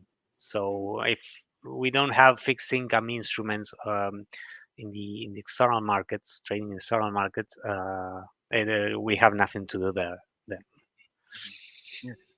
And lastly, right, Federico, we had just talked about previously off here Trinidad has 2026, 2030, 2031, no, 2024, 2026, 2030, and 2031 bonds. Are those the four? Or Trinidad, 2026, 2026, 2027, 2030, and 2031. Those are the external bonds outstanding. those are external bonds outstanding. There was a bond in 2024 that matured and was paid in full by January 2024. Part of it was prepaid last year when the 2031 bond was issued. Part of the proceeds for the 2031, sorry, were used for repaying part of the 2024 bonds, which were bonds that we were actually recommending. Okay, and I think, Federico, are you gonna put out another report, another quarterly report after this one in March? Yeah, we are putting a quarterly report in a few weeks on many economies. Probably that's one of the reports you saw with all of our coverage embedded in that. We are issuing a report very similar to that one in a few weeks, and we are going to issue a report on Trinidad and Tobago as soon as our strategy recommendation changes or we see some event that reinforces our arguments. No, no, Federico, just someone says in the chat, he goes based on what the government puts out. I thought you probably know something that the government hid from us. you know, Well, it's always part of the work trying to look for things that governments hide us, not because of hiding data, but because governments would always try to sell the best picture they can for the government, and that's okay. That's how it has to be. And our job is to try to detect if something doesn't make up, and that's sorry, and or if the what the government's telling is does not match what the data says. yes. That's basically our job. Right, right. So the government might put out information because the population mightn't be too economically advanced, so to speak.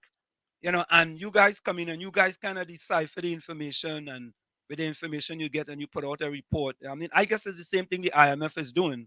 They may Yeah, just look at it from a different perspective. yeah. You know. Totally, Yeah. totally. Which has to look it from the perspective of issuing investment recommendations. The IMF has more of a economic and development view, or a view on sustainability of the external accounts. But basically, we're looking at the same information and trying to extract different conclusions.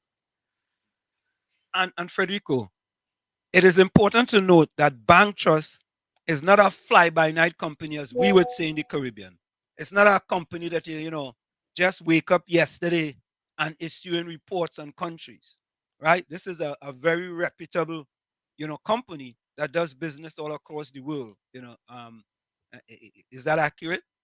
Yeah, well, thank you for the compliment. I don't know if it was an affirmation or a question, but yeah, we actually have been awarded um, top economic forecaster for Central America last year by Focus Economics. So we are doing this on a daily basis on a whole wide range of different economies. So we have been doing this for many years now. So yeah, I mean, there's nothing different with what we are doing with Trinidad. So Federico, maybe next time you guys put out a report, the Minister of Finance can call you, and have a discussion with you. you know? I, will- I will be more than happy to have a discussion with him. I really have a lot of questions for asking. So if I get the discussion, it will be really great. Yeah, maybe I'll be able to put you in contact with him. Okay, okay. So Federico, I want to thank you so much, for coming on here. We really appreciate, giving your expertise on this, and I hope we can bring you back again when the next report comes out. so we could have another discussion. Any closing words before you go? Sure. I will be more than happy to have another discussion when we issue another report. And I really want to thank you for having me tonight. It was really a pleasure for me. Okay. Thank you so much. Take care. Thank you. Thank you, Federico. Bye Bye. bye. Bye bye. Yeah. Okay, so there we have it. There we have it, Tommy. Yeah. You get information straight from the horse's mouth. Well, we gone global, eh? But we globalize now. Mhm. Oh God. Tommy, how the man say, boy, we do we homework. Eh, Yeah, Tommy? that's right. The man say, boy, He was surprised at how yeah, much information.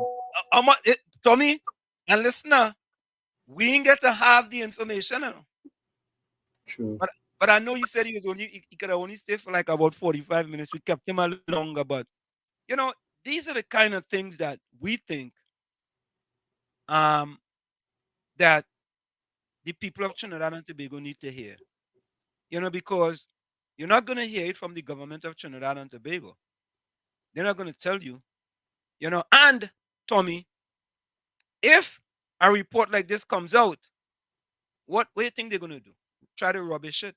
Just as how Colin Bud did. Oh You yeah, know? Why that's why Colin Bud couldn't try and reach out to him and have a discussion with him? Why you think, Tommy? then he does, then he wouldn't be able to rubbish him.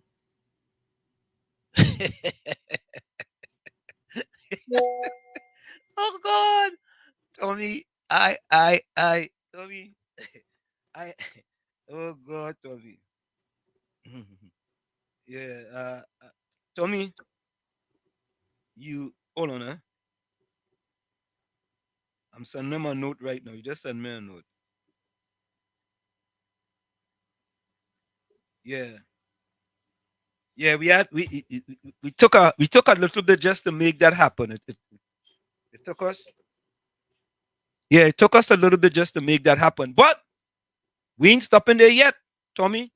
We trying for our next one, and only hear the name was called tonight from our next organization. Yeah, yeah, yeah. Now listen, Tommy, what we just say when we begin, we originate, we don't imitate. That's right. That's what we say, right? That's right. We originate. We don't imitate. The correct is right. We don't imitate, man. We're not imitating. And folks, just to let you know, right? Even though some of the information might be, somewhat, how I could put it, Tommy, somewhat economically advanced, so to speak, right? Hmm. We want you to get a general idea of the Trinidad and Tobago economy and the positives or the negatives we can face down the road. You understand? Because if that dragon don't work out, you know, boy, there's a lot of eggs we gotta take out of that basket, Tommy. Wow. There's a lot of eggs we gotta take out. You understand? And by the finance minister saying this is not a reputable company, they've been doing Trinidad for 3 years now. Caribbean Soul says Wall Street, I could be an economist. I does no PNM of the country in a mess, and I just need to study the government line data they put out. Oh God, oh Lord, Caribbean Soul and easy. Yeah, Tommy, you know what I'm saying? Um, we just want the government to be transparent and accountable. And when certain things comes out, we want to go to the source to get the information. Because I mean, them fellas and them, it is a team of them just do that work, and it's not just he's the lead economist, he's the senior economist, you know. And BancTrust is now a fly by night company. They're not a fly by night company. And then you talk about you only look at Moody's and S&P. You know, you only look at their ratings. You don't think, Tommy, other people are looking at other people's ratings, right? Absolutely. Yeah, because look. If you have a stock, Tommy, different brokers have different ratings, right? If most of the brokers telling you to sell, right, and two of the top brokerage companies telling you to buy, people might say, well, boy, you know, maybe I have to sit at the sidelines. Because most of the companies telling you to sell, but Schwab, for example, or JP Morgan telling you to buy.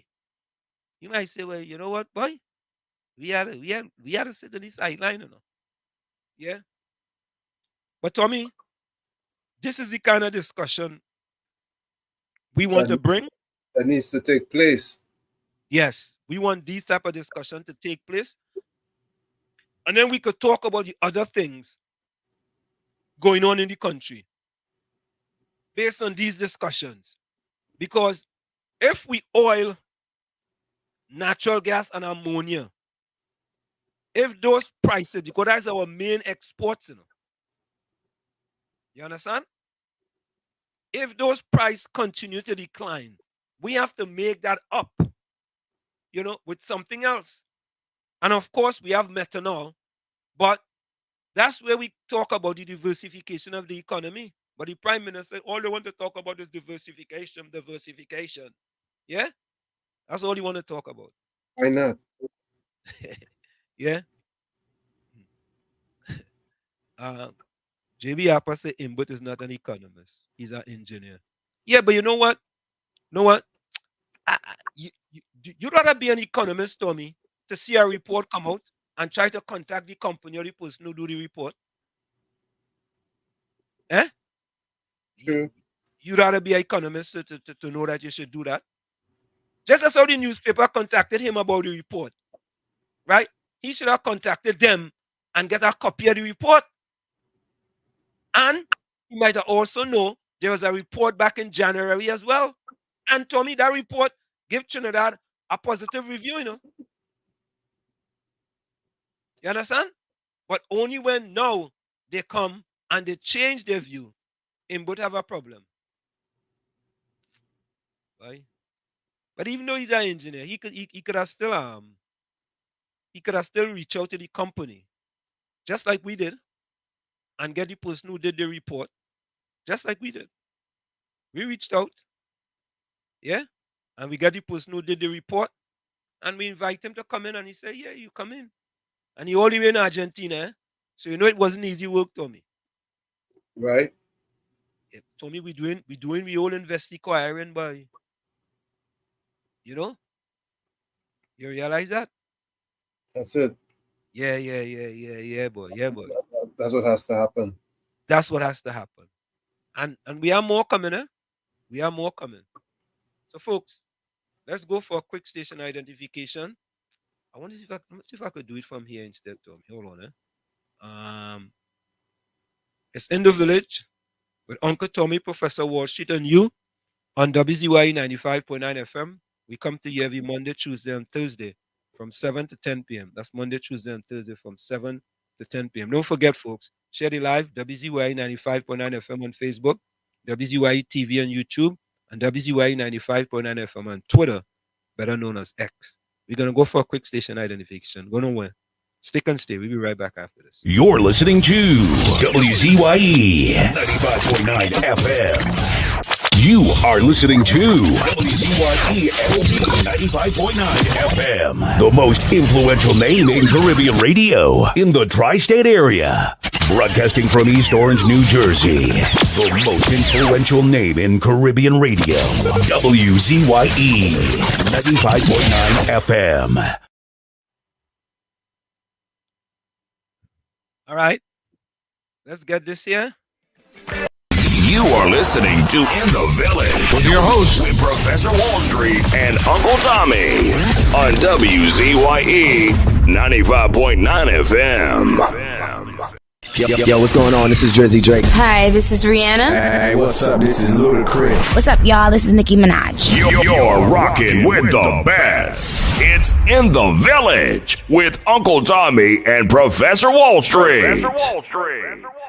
What's up? It's your boy Usher. What's up, y'all? This is Beyonce. It's your boy Chris Brown right here. Playing nothing but the best. It's In the Village with Uncle Tommy and Professor Wall Street. What's up? It's your boy Usher. What's up, y'all? This is Beyonce. It's your boy Chris Brown right here. Playing nothing but the best. It's In the Village with Uncle Tommy and Professor Wall Street. What's happening? This your boy Lil Jon. Hey, yo, this the Yin Yang Twins. You're listening to the sounds of... And we doing it real big with my dog. In the Village with Uncle Tommy and Professor Wall Street. Yeah! We are back with you. It's In the Village with Uncle Tommy, Professor Wall Street, and you on WZYE 95.9 FM. We come to you every Monday, Tuesday, and Thursday from 7 to 10 p.m. That's Monday, Tuesday, and Thursday from 7 to 10 p.m. Caribbean Source, the chairman of NGC is an engineer also. That's why our all sector fallen. Construction engineer. That man getting paid good enough. 1 point something million enough. Yeah? Yeah, now I know PNM decide to instruct Rasta to dig 26 new wells for better water delivery for the citizens. Another election gimmick. Election gimmick golo. But Tommy, I wanted to bring to you guys an opinion piece on the changing the name from Emancipation Day to African Emancipation Day. Let me get that piece for you. This was a very interesting piece that happened today. Let me see where it is here. Here we go. I want you guys to listen to this. I know what's wrong. Very interesting. Very, very interesting.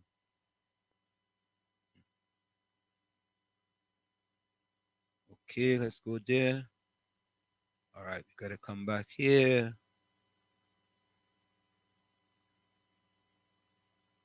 Okay. This is on changing the name from emancipation to African emancipation. PM Rowley's decision to rename Emancipation Day as African Emancipation Day is viewed as a mere political election gimmick ahead of the general election. This move should be outrightly dismissed by the Black community of Trinidad and Tobago. People won't be fooled, government PR will backfire. An opinion by Igoro Ome. Dr. Keith Christopher Rowley's recent statement that the cabinet has decided to change the name of Emancipation Day to African Emancipation Day is meaningless. What is more newsworthy is the PNM's callous disregard of the UN General Assembly's declaration of the International Decade for People of African Descent, 2004 to 2025, the disrespectful attitude to the Trinidad and Tobago Reparations Committee, and just recently the lamentation of Mrs. Camille Robinson Regis that she is seriously affected by the decline within Afro-Trinidad communities. These are a few matters that show the lack of concern that the PNM has for Afro-Trinidadians. We must never forget that it took 15 years of lobbying from 1970 before a public holiday was granted for emancipation. And it was not until 1996 that the day was internationalized on the initiative of the National Joint Action Committee and the Caribbean Historical Society. Anytime the present government makes a move to involve Africans in any meaningful aspect of the narrative of national development, beware, it is to tie up the PNM base more firmly to the elites who dominate the party. Now a general election is due, and the PNM has to make up for lost ground among Africans. Violent crime is out of control. The gangs are centered in the PNM African base and behave just like those in Haiti in their attitude to authority. In addition, there is a scourge of mental illness that is really troubling among Africans. Likewise, education and training have suffered in the African community simply because there is no credible motivation toward long-term success. Ask Minister Robinson Regis. She may be able to tell you better than I. I will not be deceived by what is now being presented. The rash of public relations about what the government is doing is nothing more than the customary road paving that comes before every election. However, the public relations will backfire because there is an old adage, possibly from Abraham Lincoln: you can fool some of the people all of the time, and all of the people some of the time, but you cannot fool all of the people all of the time. I think Dr. Rowley, Mrs. Robinson Regis, and PNM government should bear that in mind. Hear that, Tommy? I hope they bear that in mind. You hear that? I hope they bear that in mind. Yeah? But also, I heard a young man talk something there. Listen to this fella. We have a certain political party that does only remember that they are black around election time, or even coming close to election time. So I was just watching a conversation where they was changing Emancipation Day to African Emancipation Day. Well, the PNM wants to change it to African Emancipation Day. You know, and people were saying, what's the purpose of that? You know, it has been one way for so long. What is the purpose of it? You know, its supporters come out. So why African people can't get one day? Why African people can't get one day? You know, we don't tell all Indians nothing. Blah, blah, blah. I want to let you pay close attention to the certain party that is only remember that they're black around election time. A lot of black people, there's never see the bigger picture. But it's about time they wake up and see reality and see life for what it really is. I know we are blinded by race, but sometimes our biggest enemy can be our own brother, our own sister, our own skin color. We have bigger issues to deal with in black community, yeah, than to talk about African Emancipation Day and a whole heap of nonsense, yeah? That is all I have to say. Said enough. Not fair. Enough said, yeah, enough said. He say he tell it all. He says it all. Yeah? He says it all.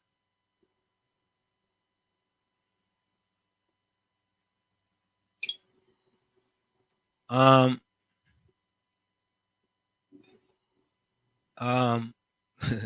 Stock Entertainment, I hear from him in a long time. Yeah, Stock, we had Stocks in here, man. Abraham Lincoln said that, nah, it's Bob Marley. Nah, it's Abraham Lincoln. JB, when are you doing an interview with chairman of the PNM Tobago Council over the 2.5 million level on him by Pastor Baines?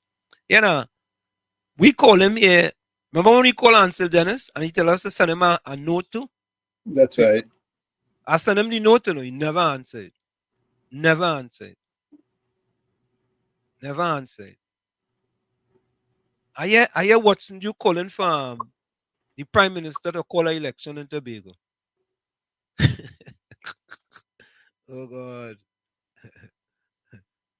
I hear so. But Tommy, you know about medical tourism, right? That's correct. And I say, we have sports tourism too, right? Of course. And at one time, let me see if I had this thing here. Let me stop this. Let me stop this here. Let me see if I still have this. No, not that. I wonder if I still have this here, boy, Tommy. Let me see if I have them slides here, Tommy. I want to see something. Sports Development Academy. Do I still have it there, boy? Come on, man. I hope I still have it. Here we go. So, folks, I want to bring this to you guys again. This is called Sports Development Academy. This was presented to Prime Minister Rowley. Yeah, I said it. This was presented to Prime Minister Rowley. Tom, you know about IMG Academy, right? Right. Okay. So the idea here, you hear when they want to Park Cricket Academy, they want to take away Trinbago Land and Park Cricket Academy, right? Trinbago, yeah. Trinbago, correct. We already have a cricket academy in Trinidad, right? Brian Lara. Do we have a sports development academy in Trinidad and Tobago where you could get sports tourism? Nope. Tommy, you sure? You know of any? No, well, I don't want to believe that I know everything. There is something that I don't know.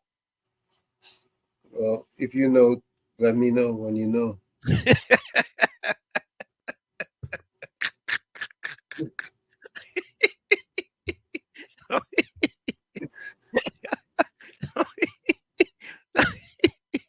Oh, so, folks, here it is, right? This is an innovative idea for Trinidad and Tobago. And I'm going to play the one with medical tourism after. And this just reminded me of this. And I've saved this here. Hear what it says? Sports Development Academy business presentation. Logo, everything, Tommy. You see logo and everything, Tommy? Yes. SDA. Yes. Yeah, everything, done already. Signed, sealed, and delivered. So we have the people who was involved in it, the principal members, which was myself and another partner, right? We have accumulated over 50 years of varied public experience in sports, right? I put a little thing there, right, with me, and I want to break a record now. So I put all my information right there for them. Yeah? Right? And then I put information on the partner at that time. He went to the Olympics. He was a 1984 United States Olympian, bronze medalist at the World University Game, World Age Group record holder, NCAA champion, all kind of thing, He bringing no fly by night thing, you know what I mean? And then we have what he was, former head coach of Villanova University, athletic meet and promotion experience includes, and it have that there. Then Tommy, what is the mission? SDA is a program that helps facilitate athletic scholarship to colleges in the USA for the youth of Trinidad and Tobago who meet the qualifying standards.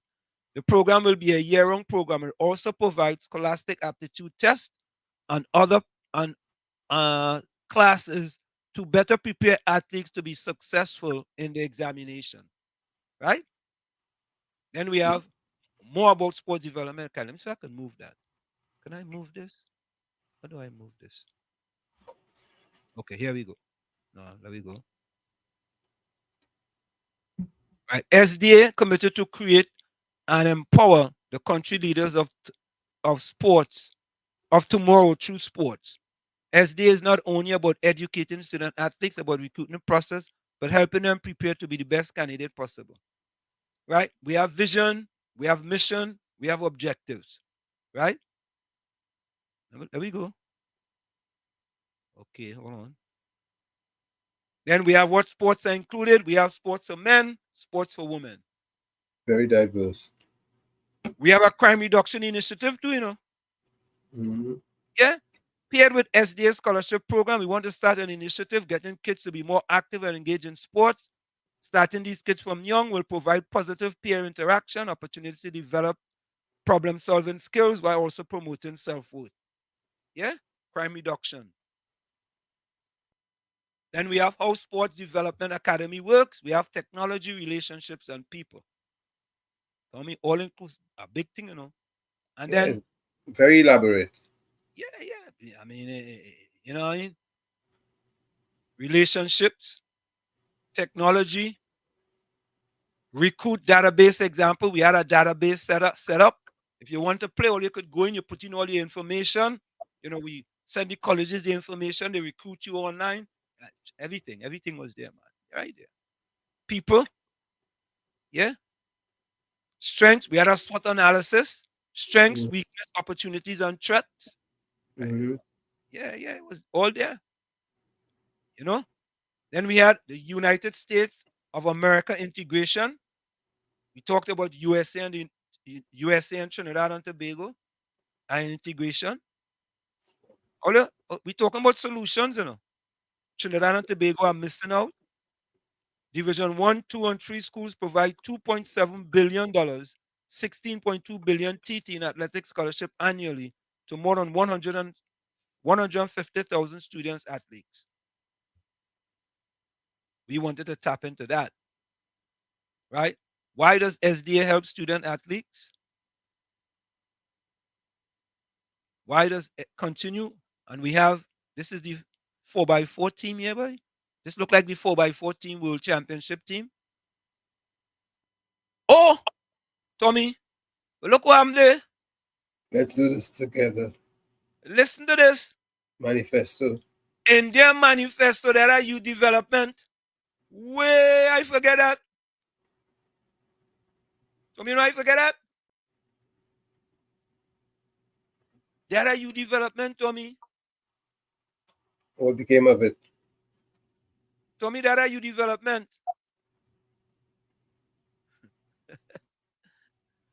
Had. Yeah, they had.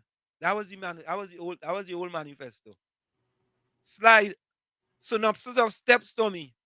Join network, sign and play, connect with the right coach, get evaluated, target your schools, get in front of the right coach.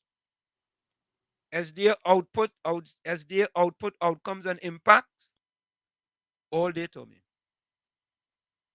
But Tommy, we was bringing artificial turf to Trinidad and Tobago too.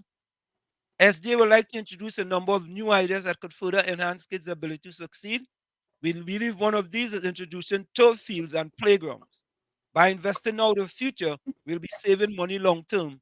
Along with that, kids will be able to play through various weather conditions. This provides kids with the tool necessary to continue to better themselves rather than engage in other potentially negative activities. And there you have it, Tommy. Very comprehensive. Tommy, I forget that day, boy. How did I jog my memory? How did I get there, Tommy? Remind me. Oh, I know how I got there. I know how I got there. I know how I got there. We was going to talk about medical tourism. Right. Sports tourism and medical tourism. Yeah.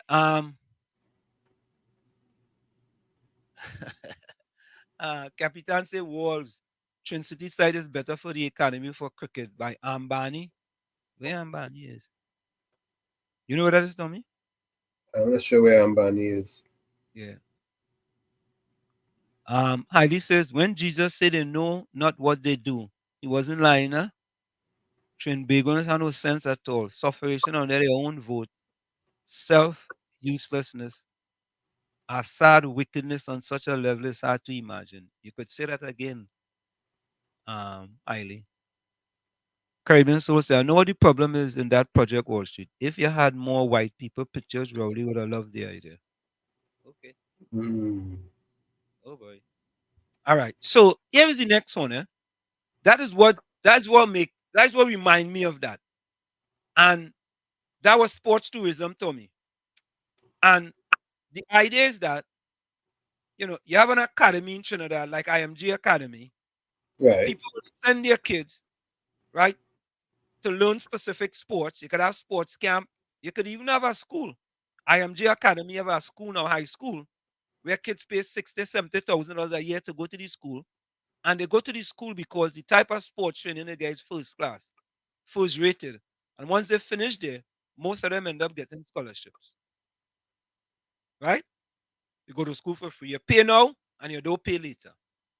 True. So when I heard this part here, right, it really, well, it has to do with the NICU unit is supposedly and some sports tourism must include sport betting. What say you? You know, Hailey, Wow. I agree with that, Tommy. You know that? Yep. So highly, you see that I just tell you, you cannot let the 10% highly mess with the 90% highly. You understand? Mm. Highly, that is a brilliant idea. Brilliant Absolutely. idea. Huh?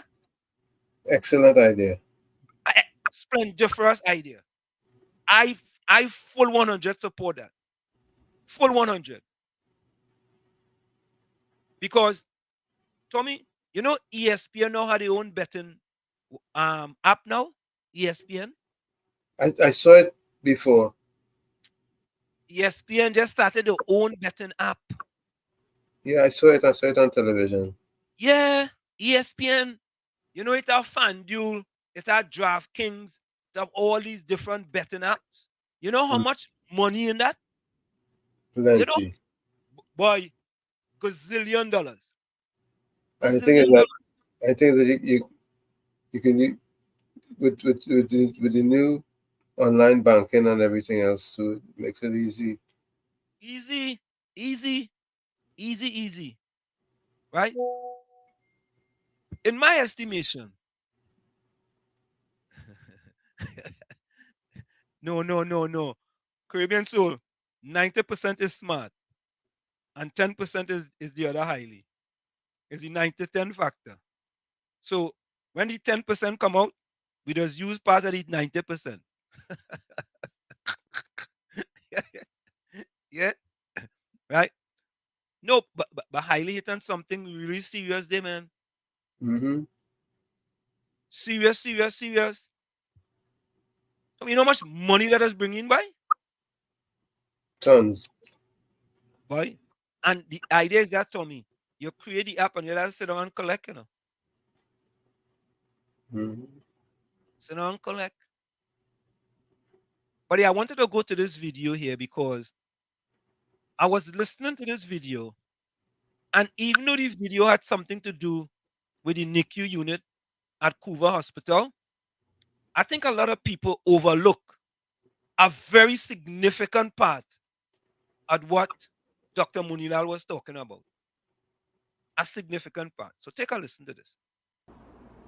And come into terms in terms of exploration and investigation and examination of what has happened in Trinidad and Tobago at the Port of Spain General Hospital and the implications of the minister's recklessness in speaking to the issue of the Children's Hospital in Cuba.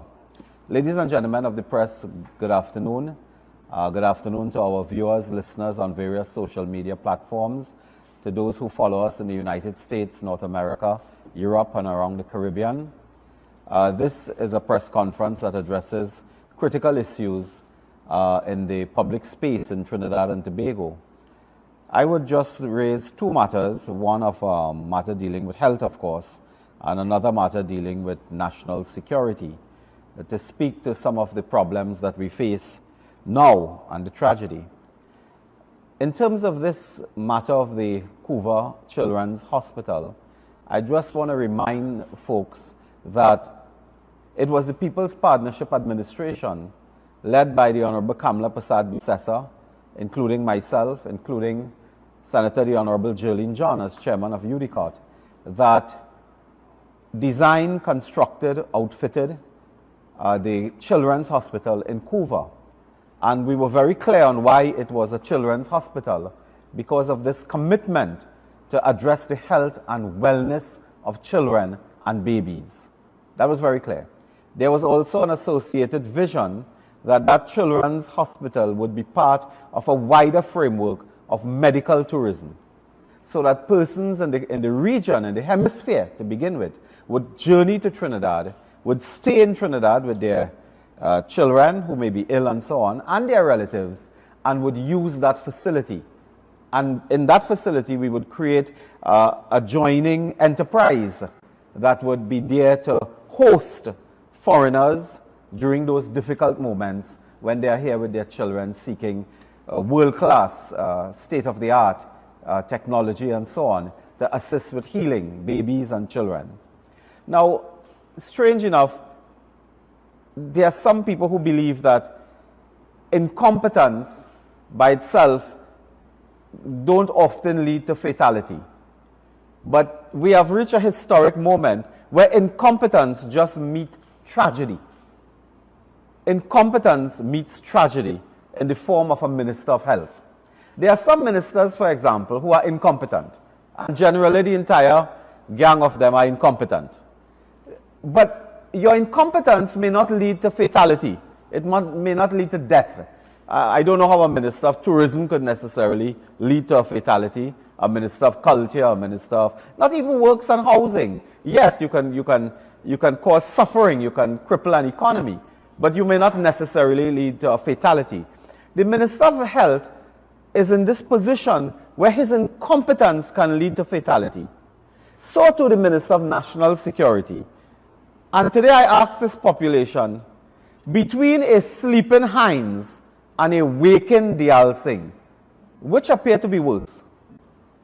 I think both are guilty as charged. If Hines is sleeping, he's dangerous. If Dial Singh is waking, he appears more dangerous. And this is where we have reached. Incompetence meets fatality. And regrettably, we are at that juncture now.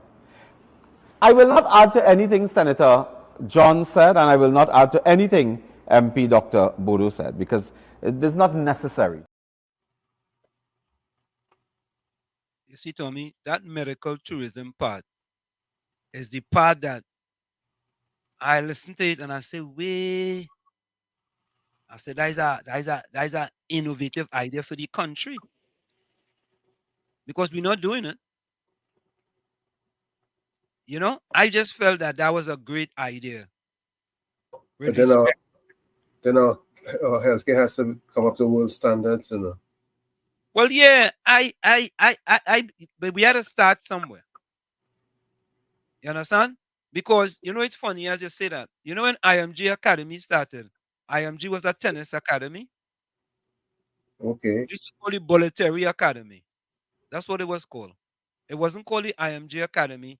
Then some people bought it out, and then they created a school and they created everything else. Because my son went to there 2 weeks to a soccer camp that I am. Just how I know of IMG Academy, because my son went there 2 weeks.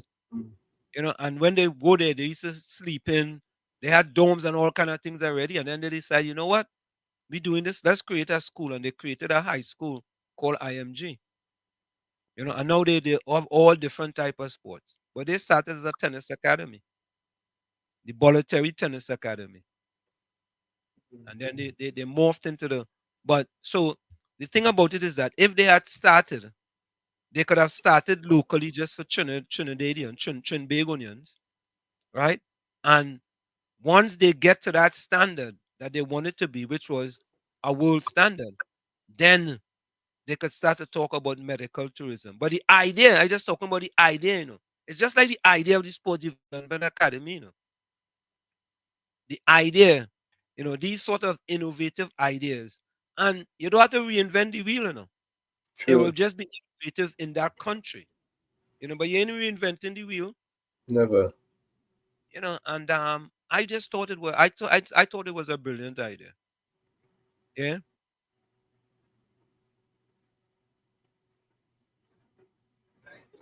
What was that? Wall Street, did you hear the headline news today? The media tour was cancelled because a pre-action protocol letter was issued to the hospital.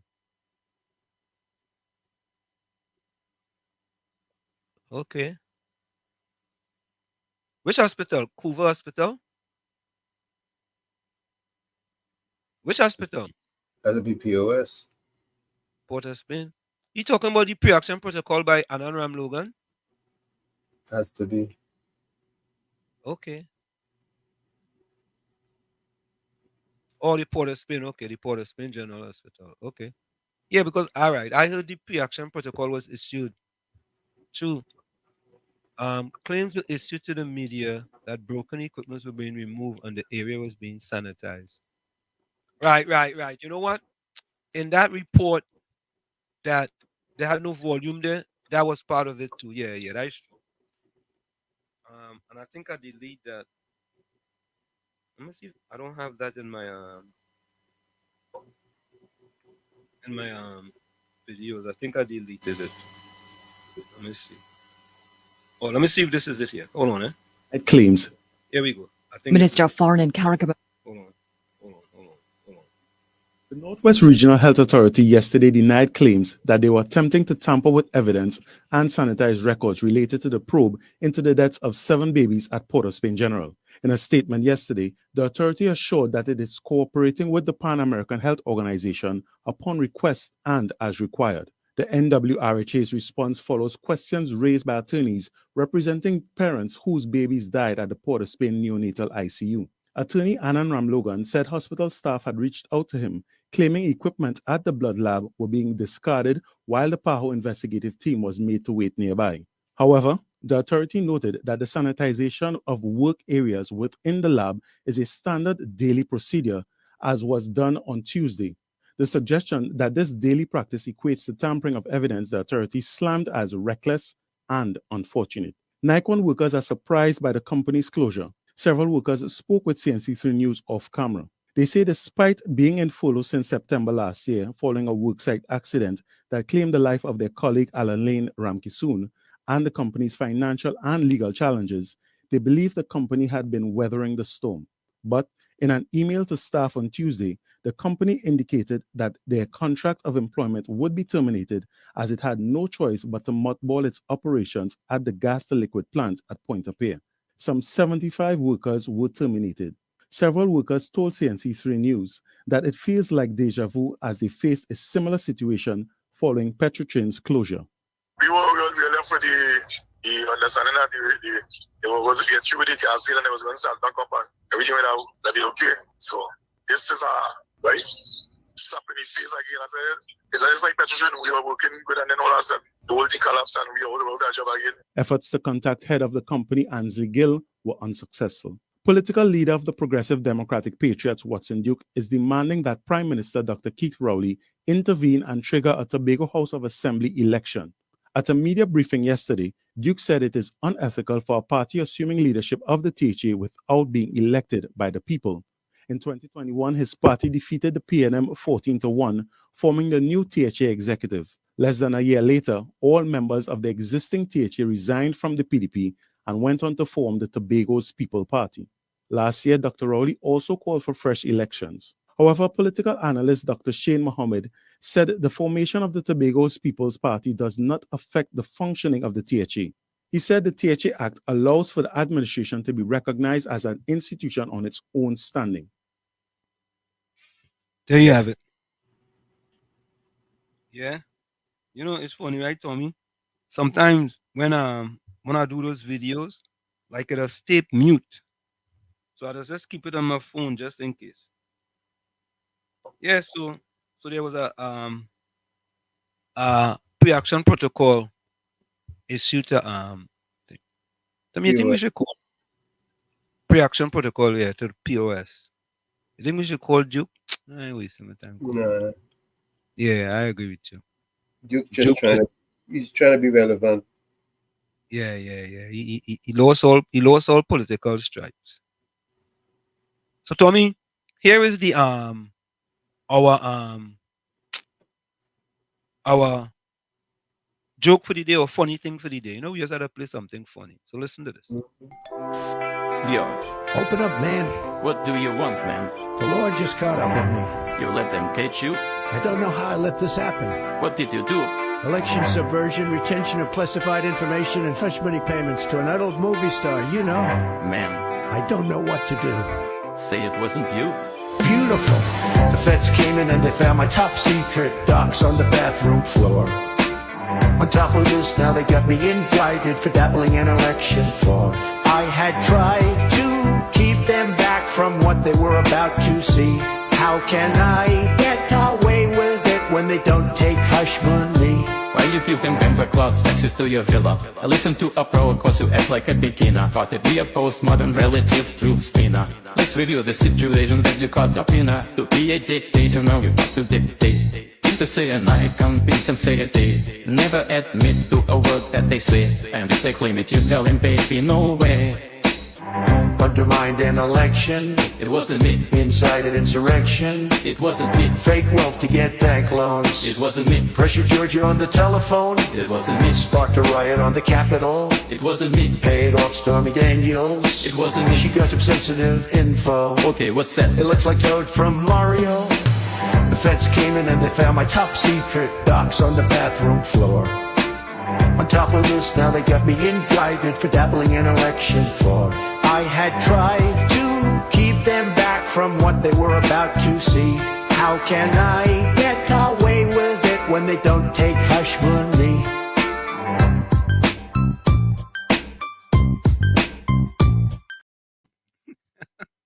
Oh yeah. It wasn't me. It wasn't me. Whoever you say it wasn't me, man. It wasn't me. Yeah. Yeah. After this key, he might be saying something differently. Right? But Tommy, this gentleman here used to talk about these spoken words. And he said something what makes so much sense, and something many people don't think about. So listen to what he had to say. But it is only you at risk.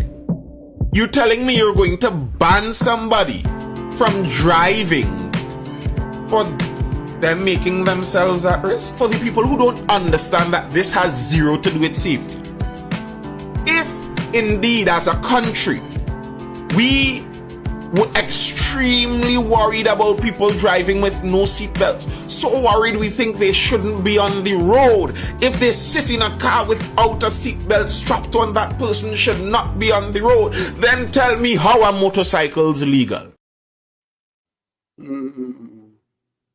Let's listen to that again. But it is only you at risk. You're telling me you're going to ban somebody from driving for them making themselves at risk? For the people who don't understand that this has zero to do with safety. If indeed as a country we were extremely worried about people driving with no seatbelts, so worried we think they shouldn't be on the road. If they sit in a car without a seatbelt strapped on, that person should not be on the road. Then tell me, how are motorcycles legal? Oh. It makes sense, you know. Think about it. If you're parked and you don't have on your seatbelt, they give you a ticket. We don't get tickets for if you're parked, right? No, if you're parked, you're supposed to get no tickets. I don't think they'll give you a ticket if you're parked. Right? But Tommy, I was listening to something today. Where is that? Let me see if I could get it, boy. Hotspots in they was doing something with crime in Houston and hotspots in Houston. Hotspots in Dallas, I think. Is Dallas? They had some type of initiative. And it reminded me of, let me see, hotspot initiative. Initiative in Dallas, Texas. Let me see if I could find that. Hotspot initiative in Dallas, Texas. No, just say supposed to be hotspot. Oh, I ain't typed that one. Hold up.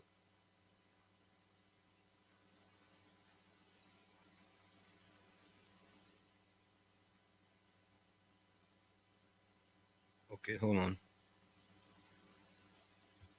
I was listening to that and I said, maybe this is something that could be done in Trinidad and Tobago. Hotspot initiative in Dallas, Texas. I think it was in Dallas, Texas, you know.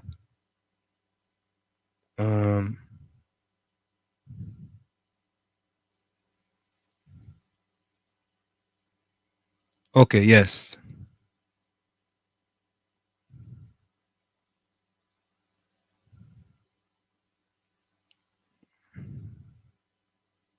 Okay, all right. Here it is. It is.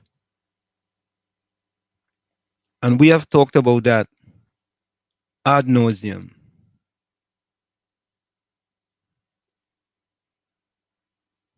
So look, here it is. The Hotspot Initiative in Dallas, Texas refers to a strategic approach by the Dallas Police Department to reduce violent crime in the city. This plan, unveiled by Police Chief Eddie Garcia, focuses on three key strategies. Three key strategies. One, identifying high crime area. The plan involves pinpointing specific neighborhoods where crime rates are the highest, particularly in southeast, southwest, and south central Dallas. Two, we have talked about this, increasing police visibility. By placing more police officers in these high crime hotspots, the initiative aims to deter criminal activities. Three, partnering with community organizations. Collaboration with local groups is essential to address the root cause of crime and to implement long-term solutions. The strategy is data-driven with the help of criminologists and experts and targets a small percentage of the city's hotspot grids that generate the majority of violent crimes. The plan also includes a three-step approach examining data, evaluating and adjusting location every 90 days to ensure effectiveness. This initiative is part of Dallas' broader efforts to tackle violent crime and enhance public safety, which have seen a significant reduction in overall violent crime rates. So in Trinidad, we just call them hotspot, and then what we just do, Tommy?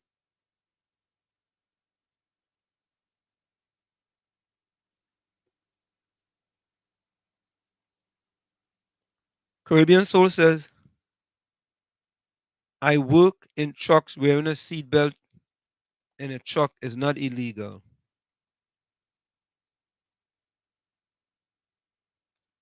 Rishi says they need one on Greenpoint. That place is a hellhole. Where Greenpoint is, Rishi? Is that in New York? Greenpoint? I know, no. Yeah, but that was one initiative that I felt will have a great impact on Trinidad and Tobago. And I mean, they have three simple objectives, three simple strategies, right, to do it. Another one I heard is let me see if I could get it here. Okay, hold on. Something that have been implemented in New York.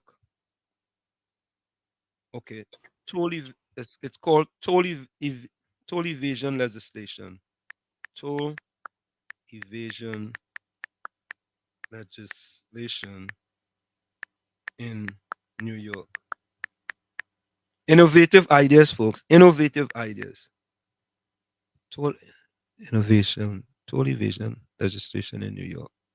And this is something that's been implemented in New York.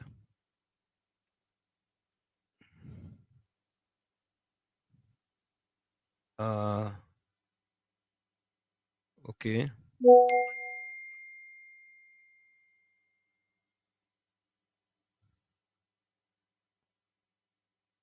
So hold on.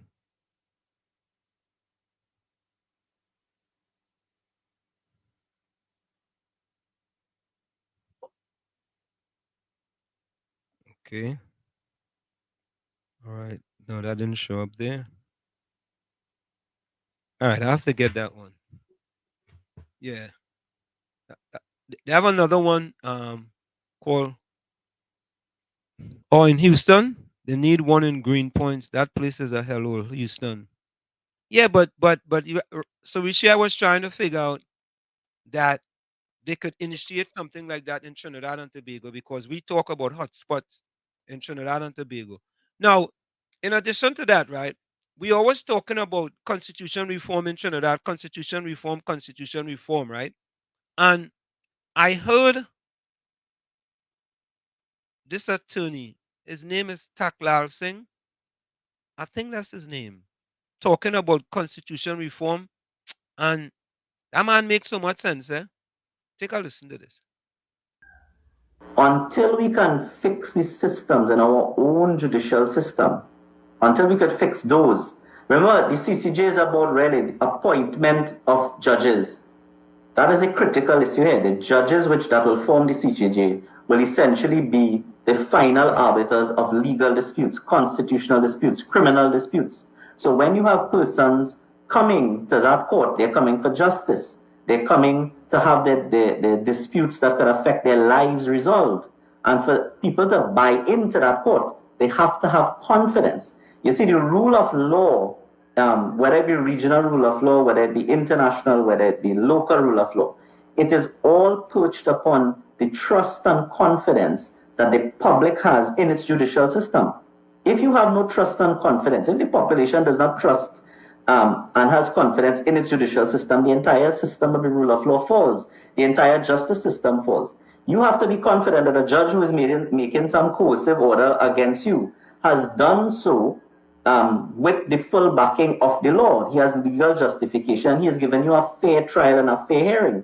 If the population comes together and feels that our judicial system is not built upon trust, does not apply principles of law, and is not fair, then you have a total lack of respect for the judicial system, and that falls. So it's not about legal mechanisms being put in place. An act of parliament tomorrow with the right constitutional majority could abolish the Privy Council, and then you start going to the Caribbean Court of Justice. So in terms of legal mechanisms, that could be done very simply. The problem is, I suppose, a philosophical one. It's a rule of law one, and I think it's a democratic one.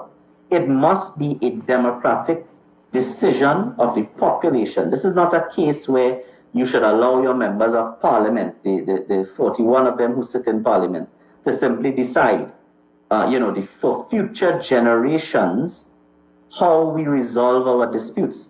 Your final court of appeal is too important to so many aspects of life for it to be left and to be done that way. Okay. So there you have it. I think that's Joel Taklal Singh. Let me see if his first name come up here. Until we can fix the systems in our own. My bad. Keel Taklal Singh. Talking about constitutional reform in Trinidad and Tobago. In my estimation, until Trinidad in the corruption index get to like maybe top 30, I don't think that a CCJ will work in the Caribbean. I just don't believe that. Because we go get corruption. You get corruption. Yeah? And money can pass. Did you all hear about the one where the person paid, oh God, a person was in jail and he paid a certain amount of money and he was pardoned. He paid to be pardoned. Paid, He paid to get pardoned. Only in Trinidad. Well, not only in Trinidad and Tobago. Yeah? It happened. Yeah?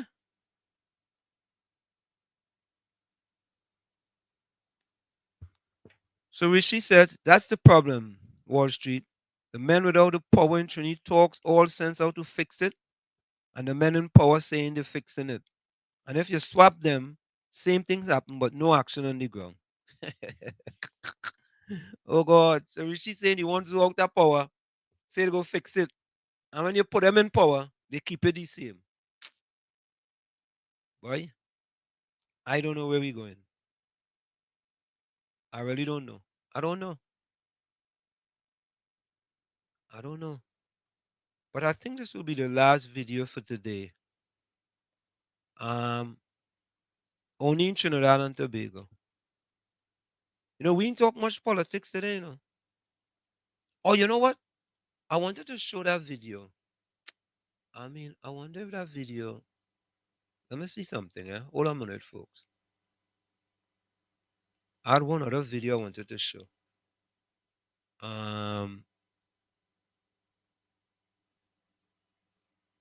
Oh, here it is here. This is the video with respect to Naquan and 130 million US going down the drain. Okay, let me get that. Hold on, huh?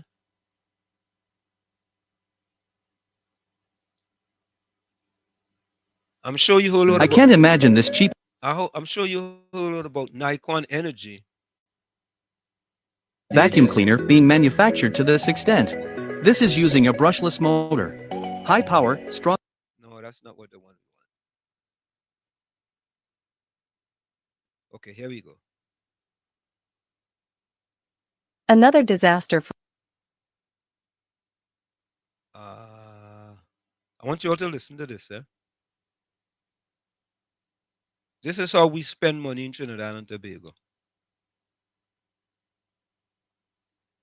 We spend money like it going out of style, and we get nothing in return for it. Absolutely nothing in return.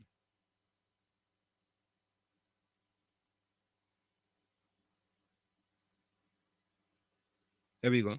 Another disaster for PM Rowley, as $130 million US goes down the drain. Naquan terminates 75 employees, liquidator expected to oversee winding up exercise. Naquan yesterday terminated its 75 employees and will now mothball its Pointe-à-Pierre plant, which had been in sleep mode. In an email to all staff, Naquan's founder and director Ainsley Gill said the company had run out of money trying to keep the plant operational. But it is a wind-up petition filed by its former vice president David Small last month, which was the final blow for the troubled gas-to-liquids (GTL) plant. Further, it is likely that a winding-up order will be made by the High Court pursuant to a winding-up petition brought against the company by two unsecured creditors. The next hearing before the court is scheduled for the May 3, 2024. As a result of this pending appointment of a liquidator by the court, the company is unable to extend the current furlough past the date of the 30th of April, 2024. Therefore, at 5 p.m. on the 30th of April, 2024, your contract of employment will be terminated and the company will issue individual formal termination letters, Gill said in the letter to employees. Employees have been furloughed since September 2023, after the plant was shut down following the death of Massey Energy employee Alan Lane Ramkissoon on June 15, 2023, and the termination of the gas supply contract by the Trinidad and Tobago upstream-downstream company, Tudiacal, over a $21 million debt. Employees told Guardian Media yesterday that their national insurance, NIS, payments and pay-as-you-earn, PAYE, are also not paid up to date by the company, although they had been deducted from their salaries. In addition, Naquan did not make contributions to their pension plan, which was part of their employment package with the Guardian Group. In an email shared by the employees, which was sent by the Human Resources team last year when they queried the matter, it said, "The company has, and always has had, every intention to pay and resolve this matter fully with the Inland Revenue and the National Insurance Board and has been liaising with them continuously." For information, in no way would any employee be personally held responsible to settle any shortfalls owning Inland Revenue. That onus is on the company through the PAYE system, as are incurred penalties. However, the letter noted that the outstanding debt was supposed to be settled on the attainment of the Commercial Operations Date, COD, which has not been yet achieved. In his email, Gill said the company has no other option now, but to mothball its Pointe-à-Pierre plant. During these last few months, the company has been preserving the plant in a wet layup in anticipation of an amicable solution and the return of gas. However, following the disproportionate curtailment of gas supply suffered by the company, followed by the wrongful termination of the gas supply contract, GSC, it is with disappointment and frustration that the company has no other alternative but to now place the plant into a dry layup and mothballed status. As a direct consequence of the difficulties mentioned above, it is with deep regret that the company's senior secured mortgage note holders have been unable to fund the company as we reasonably expected, and as a further direct consequence, the company is now unable to continue to preserve the GTL plant, Gill said. On February 1st, Small, who was awarded a $20,647,017 million judgment by the courts 5 months ago for breach of contract by Nikewan, initiated a wind-up petition due to non-payment of the amount. Small was Nikewan's vice president of global energy services since 2015 and exited the company in November 2021. His judgment in September 2023 came amid financial problems plaguing the company. Its debt had ballooned and it had gone offline after not getting permission to operate by the Ministry of Energy and Energy Industries, MEEI, before it lost the natural gas contract for the plant. In his wind-up petition, Small wrote to all the financial institutions that Nikewan does business with: Republic Bank Limited, Scotiabank Trinidad and Tobago Limited, First Citizens Bank Limited, RBC Royal Bank, Trinidad and Tobago Limited, Pico Credit Union Cooperative Society, JMMB Group Trinidad and Tobago, First Line Securities Limited and the Central Finance Facility Cooperative Society, with notice of the judgment and his intention to petition to wind up the company. However, all the financial institutions, through their lawyers, sought to have a hearing on Small's matter adjourned until their clients could make representations and be allowed to participate in the proceedings. Republic Bank argued that in order to wind up the company could jeopardize the initiative to the detriment of secured and unsecured creditors. In making its case to the court, Republic Bank argued that should the company become operational, Small would be repaid. Gill, in his application on March 5 to dismiss the wind-up petition, described Small's action as oppressive and unfair. There are other more appropriate remedies available to Mr. Small in order to recover any indebtedness owed to him, he said in his affidavit. For his part, Gill's defense is that while Nikewan is experiencing cash flow difficulties, on a balance sheet analysis, its total assets exceed the value of the debt claimed by Mr. Small and the aggregate value of all of its debts owed to its other creditors. On November 7, 2023, Republic Bank, along with other noteholders, passed a resolution to appoint a steering committee among noteholders to establish a plan for the now defunct plant moving forward. To this end, the steering committee has engaged PricewaterhouseCoopers to develop a plan to rehabilitate the company with a view to making operations to settle its obligations to its various creditor groups. That timeline is between 8 to 12 months. PM Rowley needs to be transparent with the population of Trinidad and Tobago. Another 130 million US gone down the drain, Tommy. Yep. Down the drain. Down the drain. We only have things going down the drain, boy. We have nothing coming out the drain, only things going down the drain. Mm-hmm. Only going down the drain.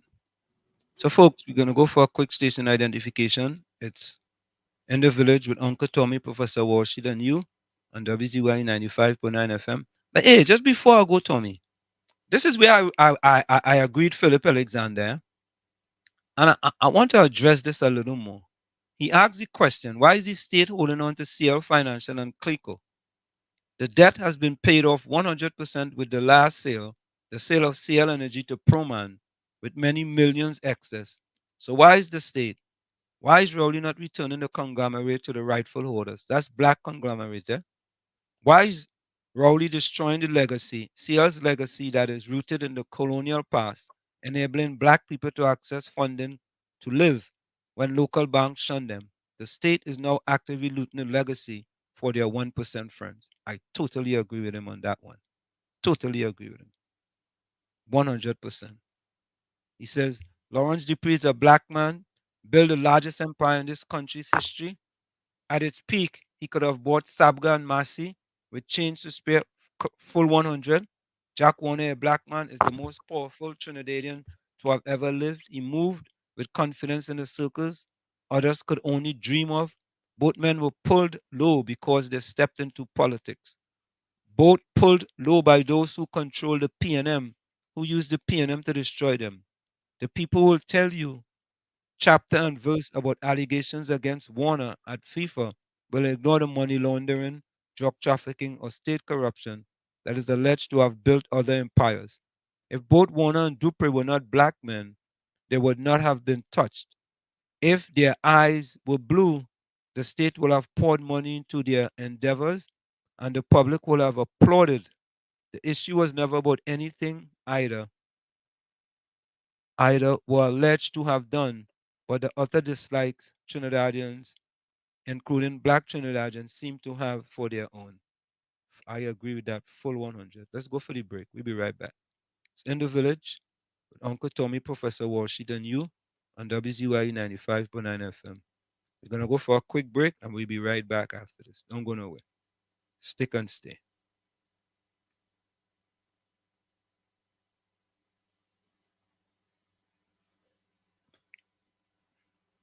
You're listening to WZYE 95.9 FM. You are listening to WZYE 95.9 FM, the most influential name in Caribbean radio in the tri-state area. Broadcasting from East Orange, New Jersey, the most influential name in Caribbean radio, WZYE 95.9 FM. We are back with you. It's In the Village with Uncle Tommy, Professor Walsheed, and you on WZYE 95.9 FM. We come to you every Monday, Tuesday, and Thursday from 7 to 10 p.m. That's Monday, Tuesday, and Thursday from 7 to 10 p.m. Tommy? Well, all good things come to an end. Okay, I gotta do that. Let me get my closing quote.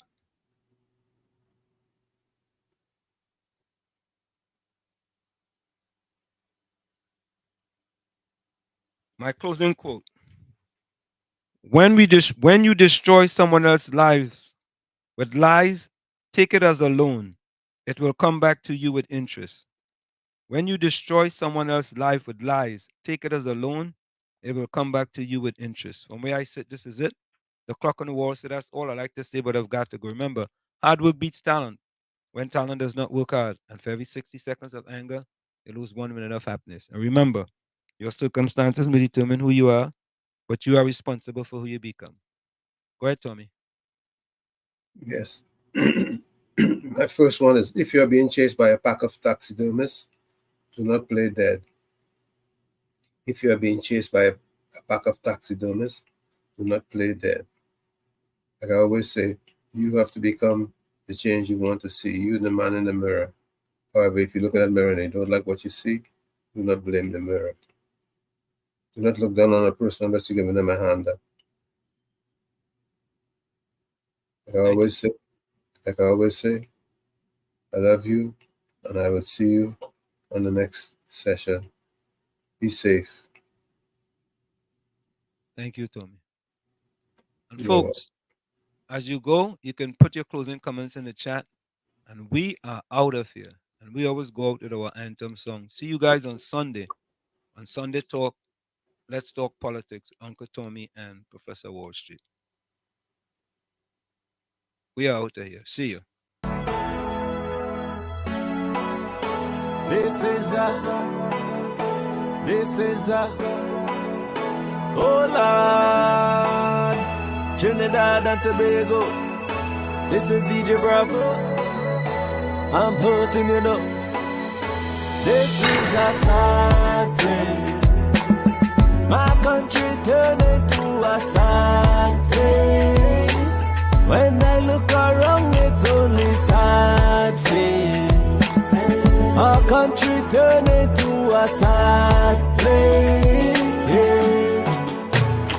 All I see in front of me, nightmares turn into reality. Like somebody build a monster factory. Parliament up against parliament economy. But let the moderator saying another body in a drain. Somebody girl child missing, another rape again. And next road stain with somebody's sunburn.